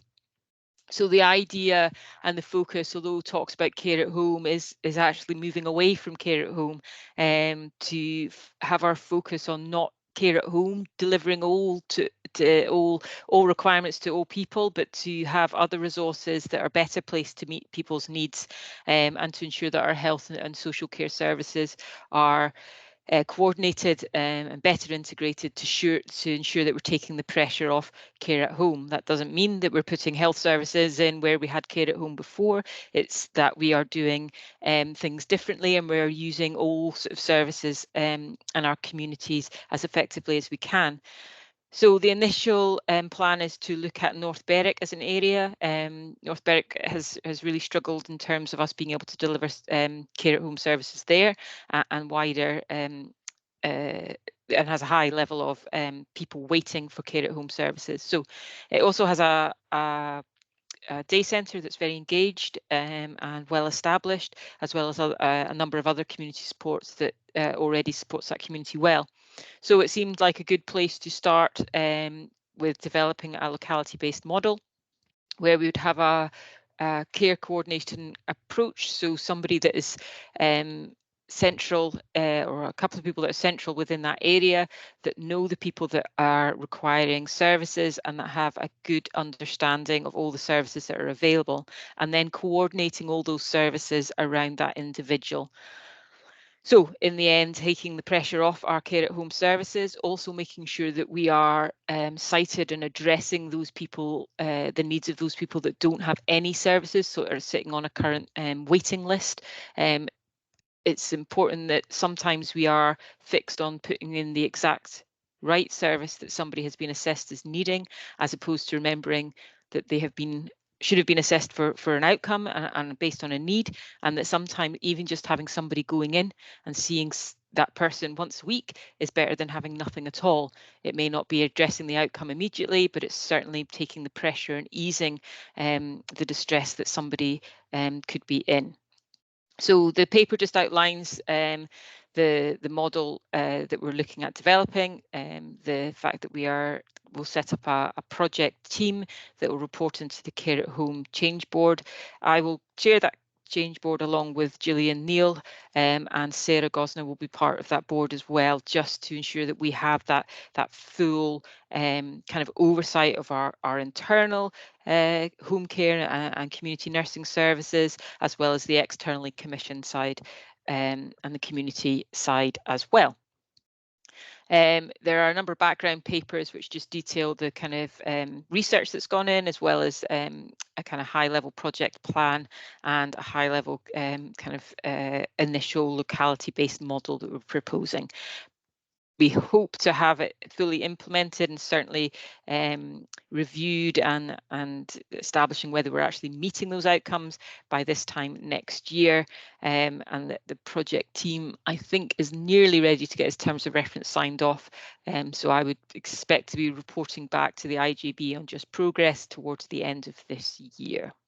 So happy to take any questions or thoughts on the paper. Okay, thank you, Laura. Do we have any questions or comments for Laura? Jonathan? I'll start first so Lynn doesn't have to be the first one again. I'm very fresh here, so you're going to have to, I'm going to ask some silly questions perhaps. I apologise. Not at all. I guess just conceptually, is this a proof of concept, or is this actually a phase one which we are committed to as a programme? I guess that's the overall question. Maybe it doesn't matter either then, but I just want to understand that. And I guess we're heading towards using third-party contractors, right? And basically subcontracting this 100% by the looks of it, rather than using in-house providers. I believe that's the background analysis, because it was determined in-house was, for a number of reasons, but mainly cost was not, it wasn't an efficient way of producing this. I guess my question is around those service providers. I don't know how many there are. My question is, what do they think about this? I don't think I've seen anything in the paper in terms of what their view of this approach is and whether they agree with it and think, yes, this is a great way of progressing. So I guess they were my two questions. One, sort of proof of concept phase one type question. The second one, what do the service providers actually think about this approach? Okay, so proof of concept or phase one, I'm not actually sure the answer. In my head, this is what we can't do is do what we are continually doing and have done for probably the last, I would say, 15 years, which is believe that care at home is the answer to needs within our community. We don't have enough. We've tried to recruit. We have invested more money. The government, maybe not enough, but did provide additional money to pay the living wage and more. We have a finite amount of care at home staff and we have reached that amount. So this pilot, this concept is about changing the way we are using our services, and care at home is really a small part of that. So there have been so the Capgemini people I spoke about were consultants that came in and had a kind of good knowledge of all different models from across Britain, but also from Europe, about how they were delivering health and social care services across in their areas, and how care at home played a part in that. So we are using a model that has been tried before in other areas, and is really, again, like I was saying, sort of not taking the focus off care at home and looking at what other resources are available. So other resources are supporting our care at home market, if you like, as well as addressing the needs. I feel I was promised trips to Denmark and that never came to fruition, but there are other, and France, but there are those models that we're looking at and saying, actually, that works. It's very different to what we're doing currently. So that's where we are, whether it's proof of concept or phase one, I'm not sure, but we're basing it on models, similar models that have been developed and worked well elsewhere. Third party and the external. So the paper doesn't actually say that. What we have seen in East Lothian is a couple of years ago, we had a position where we had, I think we had about 80%, possibly 90% of care at home was external. Then, particularly over COVID, the market reduced, carers were struggling across nationally, and because our delivery of care at home was so predominantly external, we really struggled to control that failure of that service, and it ended up that we invested very heavily in our internal service to try and pick up the diminishing external services. So we have gone from around 10,000 hours external to around 6,000, and we have built our internal services up, keep me right, Gillian, to about 2,000 or 3,000 hours. So that actually feels like an okay balance. You're right, financially, it's more expensive on the face of it to do internal services. But then again, our external services, although cheaper per hour, we do obviously have to pay those additional costs of contract monitoring those services, reviewing those services in a way that we don't really take account for. So yes, there is that discrepancy in cost, but there are good reasons for that. So what we're trying to do is, this is the correct word, harmonise the internal and external services. It's not so much about who's better or who's cheaper or who can do this. What we need to do is make sure that we're coordinated in our approach. So one of the things we really struggle with is the more care at home providers you have, the more difficult it is to coordinate it. So where we have 10, 12, 13 external providers, we actually have reduced amount of care that's being delivered because we don't have the ability to always put those providers where we need them. So we get 2 or 3 or 4 providers all delivering in the same street. So that's the bit from an internal and external bit that we need to get better, that we need to have better coordination, and we need to work better with our external providers. So it's not as it is currently and across the country in many places are them and us. But that's a challenge, but one we are working with, and they are part of this project. They will be part of the project team, and they are very positive about this way of working. What they would like, the external providers, which I think is a fair ask, is to be commissioned in a different way. So currently we commission them per hour of service, and what they are looking for is to be commissioned in a block contract. So effectively we say, these are your people, you need to support them and work with us to support them, and transfer people out to different services as you see appropriate, or put in technology as you see appropriate. Now, there's no current incentive for the external providers to do that, because if they do that, they lose money. So effectively what we need to do them is make sure that they are working on the same ethos and they're funded in the same way, so they are focused on what are meeting the best outcomes for the individual and how they can do that. So I think that's a bit of a long-winded answer. Kind of hope it answers your question, but fundamentally there's lots of evidence to show that this is a potential way to improve our services across East Lothian, and it's not all about external services. We're not pushing it to be an external provider care at home. It will be a balance, and I think we've probably struck the balance correctly, which is looking, I think, probably more 60-40, 60 being external. Okay, thanks. Okay, thanks, Laura. Elizabeth? Thanks. I was just wondering, as a possible sort of aside to this project, if anyone in East Lothian is aware of the work of Professor John Bolton. He's somebody that Edinburgh have introduced to the IJB as a speaker recently, and he talks a lot about promoting independence of both people who are frail, elderly, for example, people with disabilities, and then the tie-in with care packages and how we can best use the resources that we have and the people that we've got smarter. I just wondered if that was something that you were aware of. Thanks. No, and I missed the name of the person. Professor John Bolton. No, I wasn't aware. And he's look into that. From Oxford Brookes University. I believe he's got quite a lot of information online, so it might be something that be of interest. Thanks. We'll certainly look, and it's certainly what's good is we're not short on information and short of the ideas and short of the kind of trying to push people into that. Yes, how can we support them to be independent as long as possible, and what are all the resources that are around, and how do we make sure they're accessible? So yeah, but I'll certainly look into that. Thank you. Okay. Fiona, did you want to come in on this? This section? Yeah, really helpful. I know of John Bolton, and he's been to Edinburgh before, because when I was in Edinburgh, I came and spoke, and a lot of his work does ring with what we're trying to do in East Lothian, even though we've not had him come speak to us. But he's well known and does a bit of a circuit of this kind of work. But he has spoken before. But Laura, I can link you as well.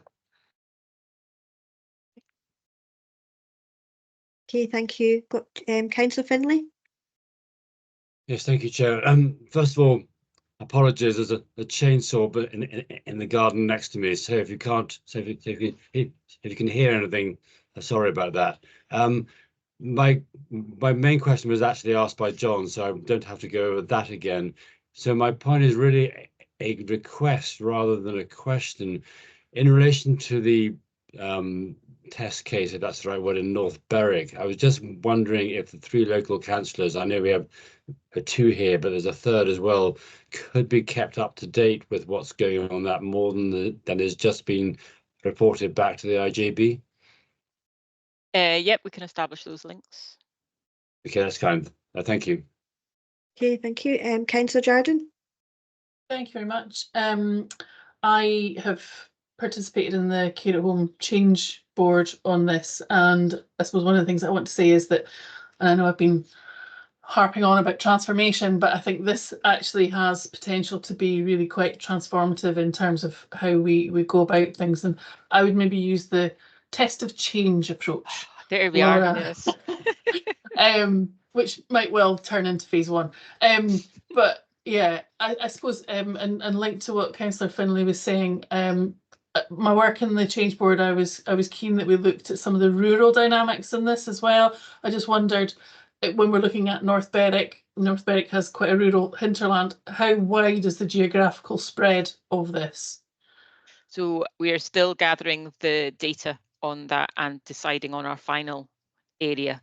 So we'll come back on that, yeah, but still kind of looking at the demand in the area. Okay, thanks. Thanks. Okay, thank you. Marilyn? On mute, Marilyn.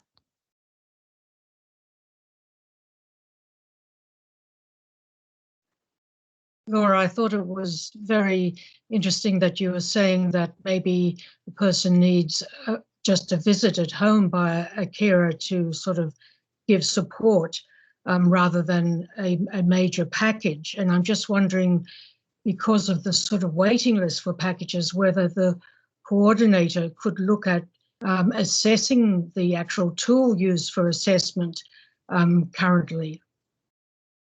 So just to be clear, what I was saying, or what I was trying to say badly, was I am concerned that we have a number of people waiting for care, and sometimes a large package of care, and sometimes we have resources available that aren't actually the package of care that has been requested, but could prove a benefit to somebody going in. So it wouldn't be a replacement for what they were originally being assessed and needing, but I think there is something to be said for if you're waiting for 5 times a day, or sorry, if you're waiting for a call every morning, and a volunteer or a day centre can provide a visit for one morning just to see how you are, to see how the week has been, and to let them know that they're still on a waiting list, that they're still being spoken about, I think can be very, very helpful. But it's working out the mechanics of that. I think your question around assessments is good, because I think it's not just about the end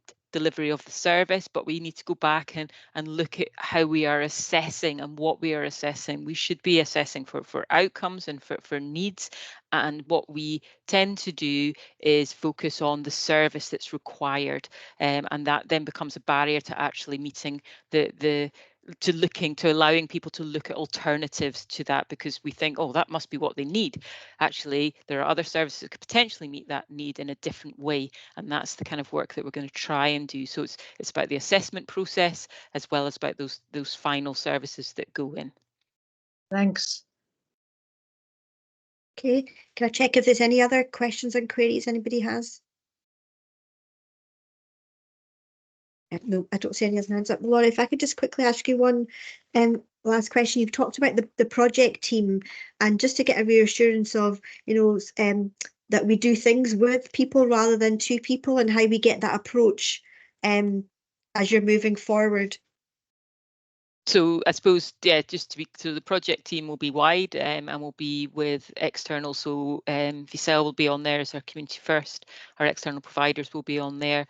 With any luck, we will have a carer, an unpaid carer, and a service user rep. Again, I suppose I'm very conscious that we can hope for that, but the level of involvement is sometimes quite arduous for people, and it's how do we engage people correctly in that process. So we're not asking them to attend endless meetings, but we're keeping them informed and we're getting that feedback, because that will be very important in this service. I suppose the other thing that I just quickly remembered, and it's important to say, that although we're focusing particularly on older people here, we are also looking at our learning disability population and how they are supported. And I know Claire's on here today. How can we work with all our providers, and how do we benefit from the number of different services that are already being delivered? So it's not just about older people, but it's about the community as a whole and all the services that are going in there, including services for people with learning disabilities and mental health problems. Okay, thank you. And just on page 99.6 out of 2.1, just the financial recovery plan could have an impact on East Lothian Health and Social Care Partnership ability to implement a locally based care at home model, specifically in relation to expected budget availability for the third sector and associated costs of living pressures. Could you just say a little bit around that? Because if this is going to help save money out of the bigger care at home budget as we move forward, will that help to balance out that if other partners did a bit more, but it still helped to save, that we may be able to cover those pressures? Yeah. So again, it's that hard bit where we would love to invest and wait for the invest to save and wait for the save, and we're just not in a position to invest, and that's the tricky bit. And this part was particularly well, Maureen was very vocal on this area. You will know that as part of the recovery plan, we took a small but still significant amount from our community providers, and those are the same providers that we are going to now to say, can you do a bit more, or can you do something differently? So it's just recognising, particularly around day centre provision, community first, our mental health providers in those areas. You know, they're all of them vital and form part of the bigger picture. So Maureen rightly was keen to say, look, if you take money from us because we don't have it, then you have to accept that there may be a reduction in those services. So I think that was the point that we were making here. Okay, and I suppose that's going back to that NHS Lothian paper about early intervention and prevention in this in how we move forward. So how we kind of square that circle. Okay, probably something that we have to come back to. Okay, thank you. I don't see any other hands up. Marilyn, your hand's still up. I don't know if you had another question. No, it was a legacy Okay. hand. Sorry, Shaman. Okay, that's okay. We'll move on to this requires a roll call. So just want to say thank you for everybody's contribution in pulling this paper together. I don't know how if this will be a case study or a piece of research just to highlight kind of what difference you've made and how we'll roll that out in possibly other places. And every town in East Lothian is slightly different. It might be slightly different models in different places. So we'll kind of see how we move out of that. And also the skills mix that we talked about earlier of the potential of being able to use this as that. Okay, we'll move on to Fiona Curry because this paper requires a roll call. Thank you, Chair. The recommendations are set out in section 2 of the report. It's 2.11 through to 7. Shameen Akhtar. Agreed. Jonathan Blaisby. Agreed. Patricia Cantley. Agreed. Andrew Cogan. Agreed. Jeremy Finlay. Agreed. Elizabeth Gordon. Agreed. Lynn Jordan. Agreed. And Carol McFarlane. Agreed. Thank you. That's the recommendations approved unanimously. Okay, thank you. Move on to paper number 9, which is the IJB Risk Register, and that's yourself, David King. Thank you very much, Chair. The IJB, as you know, has a risk register. The job of the risk register is, of course, to record what risks there are to the IJB's business and to write down what kind of mitigation actions can be taken to make these risks lesser. The job of the IJB's business is very, very simple. The IJB has one job. It has to produce a strategic plan, and then it has to send directions to its partners to deliver that strategic plan. Apologies for the size of the actual page, but the risks, there are a relatively small number of risks. They are largely strategic, obviously, but they are the risk to the strategic plan, I should say. But clearly there's operational risks in there. If the partners didn't have the resources to do these things, then there would be little point in sending them directions. This is reviewed on a quarterly basis. It's presented to the IJB's Audit and Risk Committee. There's a new one being written at the moment, which will go to the next Audit and Risk Committee. And the Audit and Risk Committee reflect on all this and manage that particular process. However, good practice says this should go back to the IJB every year, so all members of the IJB can take sight of this register. And then a question is, of course, are there things that should be on this register that are not? So I guess that's my summary, Chair. Thank you. Just want to open that for any questions or queries and anything else you feel that should be on the risk register that isn't at the moment.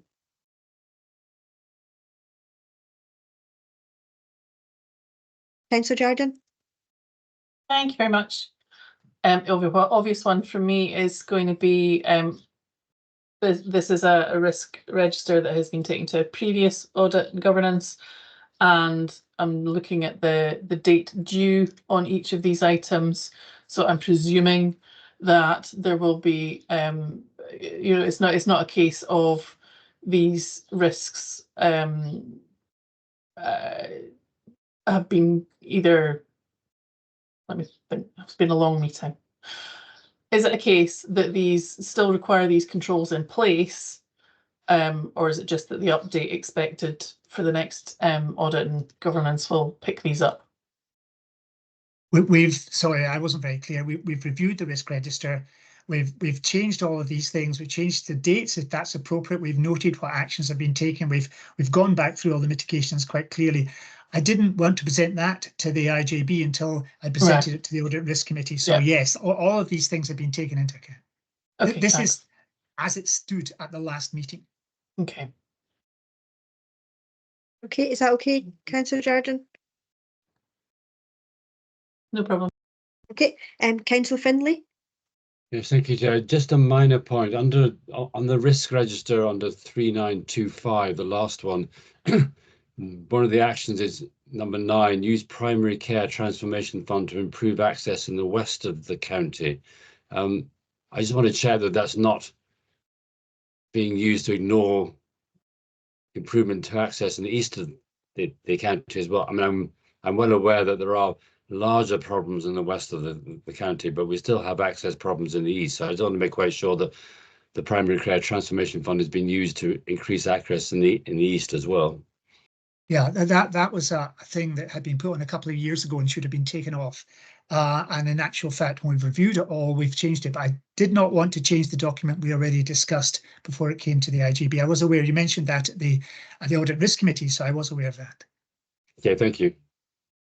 Okay, thank you.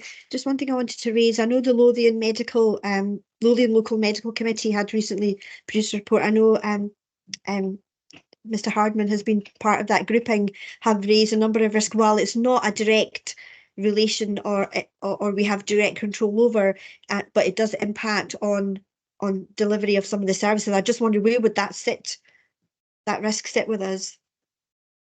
It would really sit under the resources available to partners.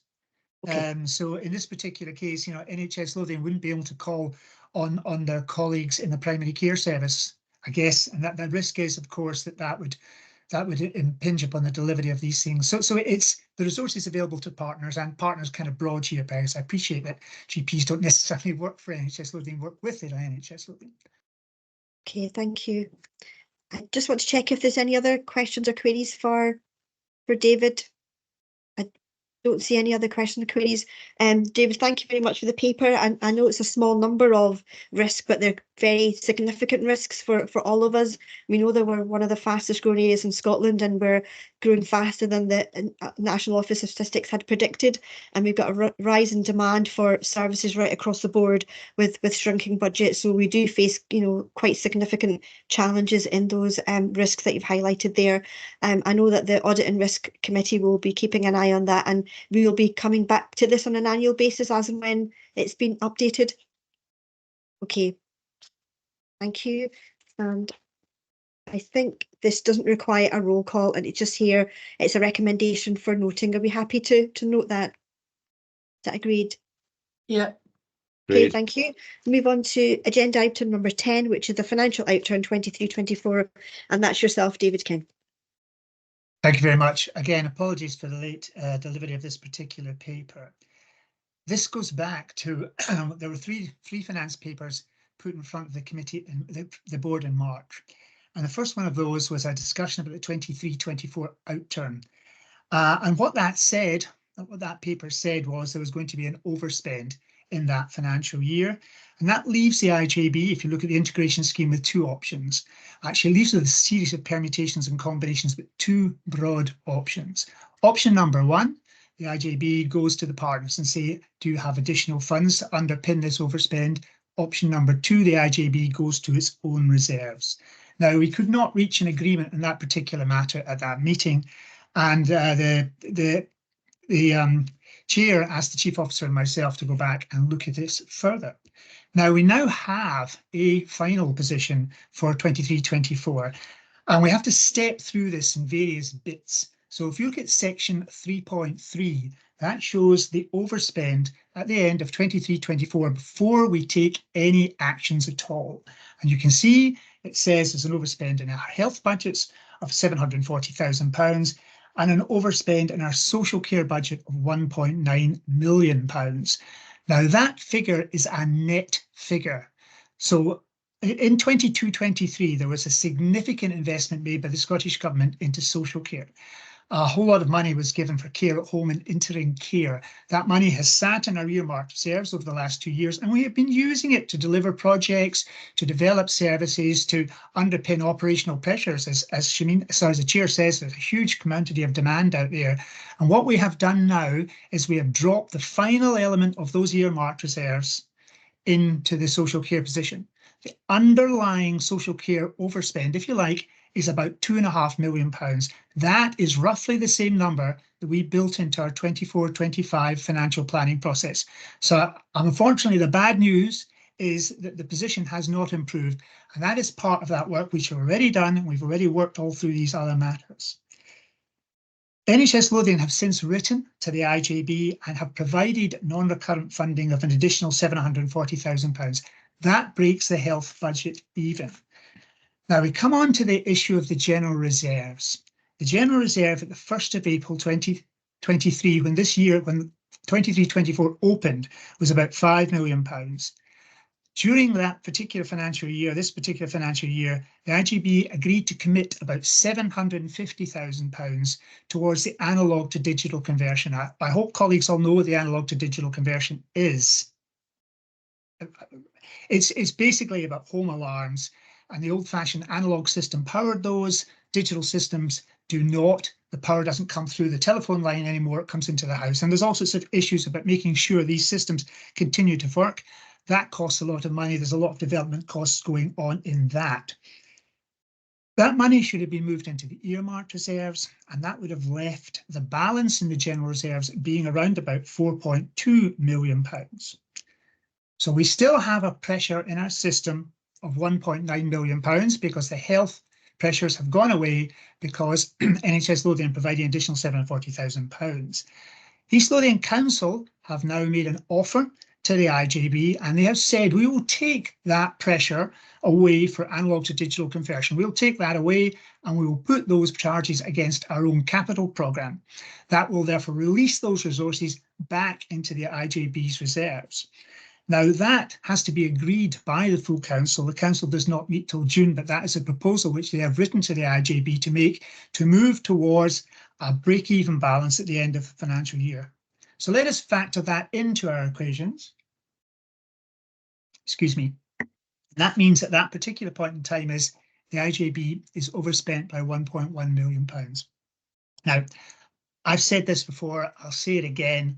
IJPs depend on two things. A, the relationship with our partners, and B, the partners' relationships with each other. And I and Fiona were very, very keen to make sure that we did everything we could to maintain these partnerships and allow the partners to talk as much as possible. So we asked if the chief executives would meet, and they did, which is extremely helpful of them, and sit down and discuss this matter. But we had to recognise what is the correct accounting process here. These are books of account. They are driven by a set of rules. So we spoke informally, because I asked an if question rather than this is the question, to the Scottish Government. And they have said completely unambiguously an IJB cannot be overspent, a local authority body, if you like, cannot be overspent and have available reserves to which it can use to underpin these overspends. That is what the paper says. Now, I am very, very, as I said, very, very keen, and we are very, very keen to make sure that everybody had a chance to see this and discuss it before it came to this committee. And what we did was, and the reason why it was published late, was we circulated it around all our colleagues, all our partners, and asked them, what do you, are you now cited in these points? Are there any other thoughts you might have? And I was asked a couple of questions, and I said I would make this clear to the committee. The first question was, these general reserves, where did they come from? If you read the integration scheme, what it says is, if there's an underspend and it is not fortuitous, then the IJB can take it to its reserves. Fortuitous means that the IJB didn't plan to deliver it. Let me be very honest here. The IJB has not been able to plan to deliver underspends. Any underspend that has ever happened has been fortuitous, but we have been allowed to take that money to the general reserve. And if you look back over a period of time, you can see largely through NHS Lothian where that money has come from. If you think of what our budget looks like, there's core, there's hosted, there's set aside. What NHS Lothian did over a period of years, when core was underspent, when hosted was underspent, is they wrote off all the set aside balance. That moved the health position into an underspend. So if we consider that the commitment to pay for analog to digital is a social care issue, which it is, it's part of the historic social care delivery model, then the money that's left in the IJB's reserve, the around about £4.2 million, which I mentioned up the page, has come through the health budgets of the IJB. I said the chief executives met Monday morning, and I had a very helpful meeting, a very helpful email from Callum, and he said, you know, very civilised, meeting with much courtesy, but the point was the chief executives basically agreed to disagree, and he asked me to put that point and make sure that everybody appreciates that the partners have no way fallen out, but they cannot agree to a solution here. The council have come back again in writing and just explained their financial position at the end of 23-24 and said that they are unfortunately unable to make any more further commitments to the IJB. So that is what the paper says. Those are the additional points that have been made to me. You can see in the recommendations, I have asked you to note this. Now, I've asked you to note this because the guidance is very, very clear. We have an overspend, we have available reserves, we must net one off against the other and therefore break this even. Now, that having been said, I'd be very, very interested in, obviously, in comments and thoughts and ideas from members of the committee. Thank you very much. Thank you for everybody that's been involved in pulling this paper together and all the discussion that's been happening in the background to get us to this stage. I'll just open that up for any questions or queries. Councillor Jardine. First again, sorry. Thank you very much for your explanation of that report, David. And I think your long history with IJB and your experience has really come to the fore in helping just kind of clarify some of this. One thing I would ask in terms of what you were saying about the fortuitous sort of nature of the reserves, and I can understand why the desire might be for either partner to say, well, yeah, they're in reserves, they're ours. Is there any guidance or anything that might indicate that when we've got such fortuitous situation, that it then just sits in the pot for the IJB rather than necessarily in one partner or the other? To be honest with you, I don't know the answer to that question. This should be covered in the integration scheme. The integration scheme is the thing that governs the IJB. That's exactly what it is. And again, I'll be brutally honest with you, I don't think we ever thought we would get to this particular place. I was aware of the fact, as you say, I've been doing this for far too long. I was aware of the fact that these amounts of money were fortuitous. I don't think we ever expected to quite end up here. And we should have, and we were developing longer term plans to use these money to invest them in the kind of things that we've been talking about here all afternoon, to invest them in things whereby we could then, I think, as Laura says, sort of invest to change. Now, that simply hasn't happened. There's been a whole series of events that have overtaken things, COVID being the most obvious one recently, where the whole system sort of stopped in its tracks and has tried to deal with that problem. We're now trying to pick it back up again. So I appreciate I'm not answering your question, but there isn't really a clear answer in my head. Okay, maybe that's something that we need to get a bit of advice on, Councillor Jardine. Okay, did you have any other questions? No, thanks. Okay, thank you. I've got Andrew and then Jonathan. Thanks, David.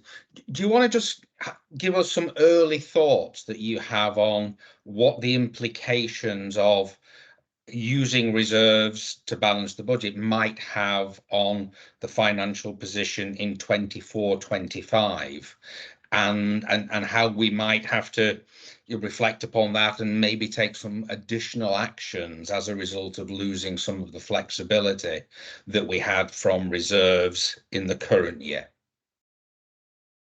Yeah, that's really interesting, because when we sat down and did this original 5-year forecast, which goes back to this, well, it goes back for a long, long time, but the first time we had a recent conversation about it was in December, and you remember the history of how we worked our way through the years. And the thing that really made me horrifically anxious during that, because you have to think about what a general reserve is. It's a part of way of managing financial risk. And what made me very, very anxious was if we have to use all the general reserves in order to underpin the year-end position, or indeed any of the general reserves to underpin the year-end position, then we have no way of managing financial risk in 24-25. So you're absolutely right. We don't have a way of or we're reducing our ability to manage our financial risk in 24-25. We are taking away, to come back to that point we talked about half an hour ago, our ability to make investments, to change, to save. So that is going to make 24-25 much more challenging. And I'm extremely anxious already. We do not have a solution to the set-aside pressure in 24-25. You'll recall we parked that as part of our budget setting process. And I mentioned this in the paper. That maybe that's another issue that we haven't a solution to, and this is obviously taking away is not the correct term. This is obviously changing the resources available we have to deal with these problems. So it is a challenge for 24-25, and is an increased challenge to that kind of challenge we may have had a few weeks ago when we were having a discussion about how another way of settling the 23-24 position. Thanks, David. I'll put in my words, in that case, all of the actions that we took, we may have to revisit them and look at more potential reductions in expenditure to deliver a balanced position in 24-25, over and above the actions that we've already taken. That may be the case, yes. Thank you. Okay, Jonathan? Yeah, thanks. So I guess building a little bit on what Lynn has her question as well as Andrew's is two things. I mean, it's quite interesting that, I mean, maybe we don't need to belabor the point about the constitution of the AGBs and their accounting principles. I'm kind of surprised that the way this has to be approached is going to the government, ask them for specific advice. I don't know whether that sits, like whether that's really just someone with an opinion, and how that's not written down somewhere in the constitution of IJBs legally. That feels slightly odd to me. But anyway, if it's been, I assume this has been reviewed, and that advice has been reviewed by both partners, so that is what it is, I guess. But secondly, really, it's really looking, more importantly, looking forward, is how do we avoid, how do we make sure that we have timely financial information, so that this board can assess on a timely basis what deficits might be against those budgets which have been set, and sort of, so I don't, obviously totally new here, I don't know what the cadence of getting that information, financial information, is monthly, quarterly, and versus budget. I don't know what that is, but I just ask, I guess just as a general point, the earlier that we can do that and we understand what gaps might exist, the earlier you can identify and deal with these problems, rather than deal with it in May for last year's numbers for performance. So that was I guess my two comments or questions, or whatever they are. Thank you. You make a really interesting point. I mean, in the first point, it's a kind of generally understood accounting principle. But at the same time, I just want you to make sure that it was generally understood and everybody else was agreeing with you. You're absolutely right. We're all reviewing it. I mean, there are far too many accountants in this particular business already. The second point is really, really challenging, because I said we're a strategic planning body. Our job is to plan ahead. Here are our ambitions. Here are the money we've got available. How do we join these two things together? And I've deliberately, over a long period of time, not tried to get the IJB bogged down into every month, let's go through the financial position, eye-watering detail. A, because the information is old by the time it gets there, and B, because all the management teams have already done that exercise. But given where we are, I've absolutely spoken to the management teams, all of the management teams. We're all having the same conversation. This conversation is taking place across the Lothians. And I've said, right, you'll need to give us information. I need to take it to the IJB, every IJB. I'm not going to have tables and tables of detailed information, but we're going to have a high level position that says, how are things going? Are these delivery plans that Andrew mentioned to me a while ago that we agreed in March, are they being delivered? Is the financial position in line with the budgets? And if it is not, then what are we going to do about it? Now, the integration scheme talks very clearly is if the IJB forecast, and if there's a forecast overspend, then the IJB goes back to the partners and said, and what are your recovery plans? I mean, we need to sort of step that up a level and say what are our recovery plans. So yeah, absolutely. I'm afraid as you come to IJBs in the future, there's going to be an awful lot of discussion about money, and it shouldn't really be a discussion about money. It should be a discussion about how we move forward. But we have to do these things. We have to deal with the matters as they come along. Okay, thanks, David. Does that help? Okay, thank you. Fiona? Yeah, I was just going to come in on the back of that. I think, and we've had a development session just reflecting on the last year and how we engage, and just particularly around the finances. And as a team, we've obviously got a financial recovery group, financial overview group, but we are asking our teams for more plans because we are anticipating we are going to have to identify more recovery plans to get us through this year, and that's really difficult, because where do we go to next? But I think it's important, just in the context of this, that we are one step ahead where we can be around just putting these plans in place, because what we don't want to do is take back a pressure to a partner. And we need to do it as early as possible. So it will be that we will come back with more decisions. It will be, and I suppose it's where we go to around keeping the link with the strategic plan around what we want to deliver, as well as basing it on the kind of the money value, the clinical guidance on this, and just how where the risk is, and that's something that we are really considering as we go forward. So I suppose it's just to emphasise, one, to give you assurance, we know there's a problem and we have to do more, and we will be coming back. So difficult decisions aren't going to go away. They are going to come to the IJB, but it's important for us that we are doing that, because we don't want to get to a position where if we can avoid it, that we're either having to use reserves or we're having to take pressure to our partners. Okay, thank you. Do you have any other questions or queries? I've got one question, David, because I know this is just about the 23-24 over outturn, but 24 and 25 been mentioned. Could you say what just to get clarity on what's been offered by the partners for 24-25, and what those pension changes will mean for East Lothian IJB that have come from one of the partners? We accepted the IJB, so we accepted the partners' budget offers. That was the second paper, in actual fact, that we put through in March. The NHS Lothian offer was pretty flat on the grounds, as you know, that the Scottish Government have changed the way they're funding the health boards, and instead of giving them a percentage uplift, have basically given them the same money as they had before, but with a promise that all the pay awards would be met. So I guess that we're getting an uplift to that particular process. East Lothian Council have passed on the money from the Scottish Government, the sort of pass-through money directly. That's an additional investment to fund the costs of the living wage increase. And you're right, of course, Shameen, there has been a revision to the superannuation contributions made by the council to its employees. And therefore, that means that every person, if you like, who works at the council is now costs slightly less to employ. They're not paid less, but there's less contributions made by the employer. And the benefit to the IJB of that is around about £700,000, and that's extremely useful. And we've built that into the financial recovery position already. So it's a good thing, but it's in there. What troubles me, of course, about the longer term is these pension funds will be reviewed, and at some point in proceedings they will go back up again. And at that point in time, there'll be another financial pressure.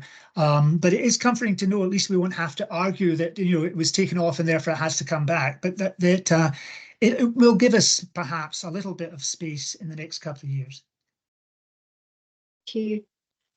I just want to check if there's any other questions or any comments anybody wants to make before we finish up.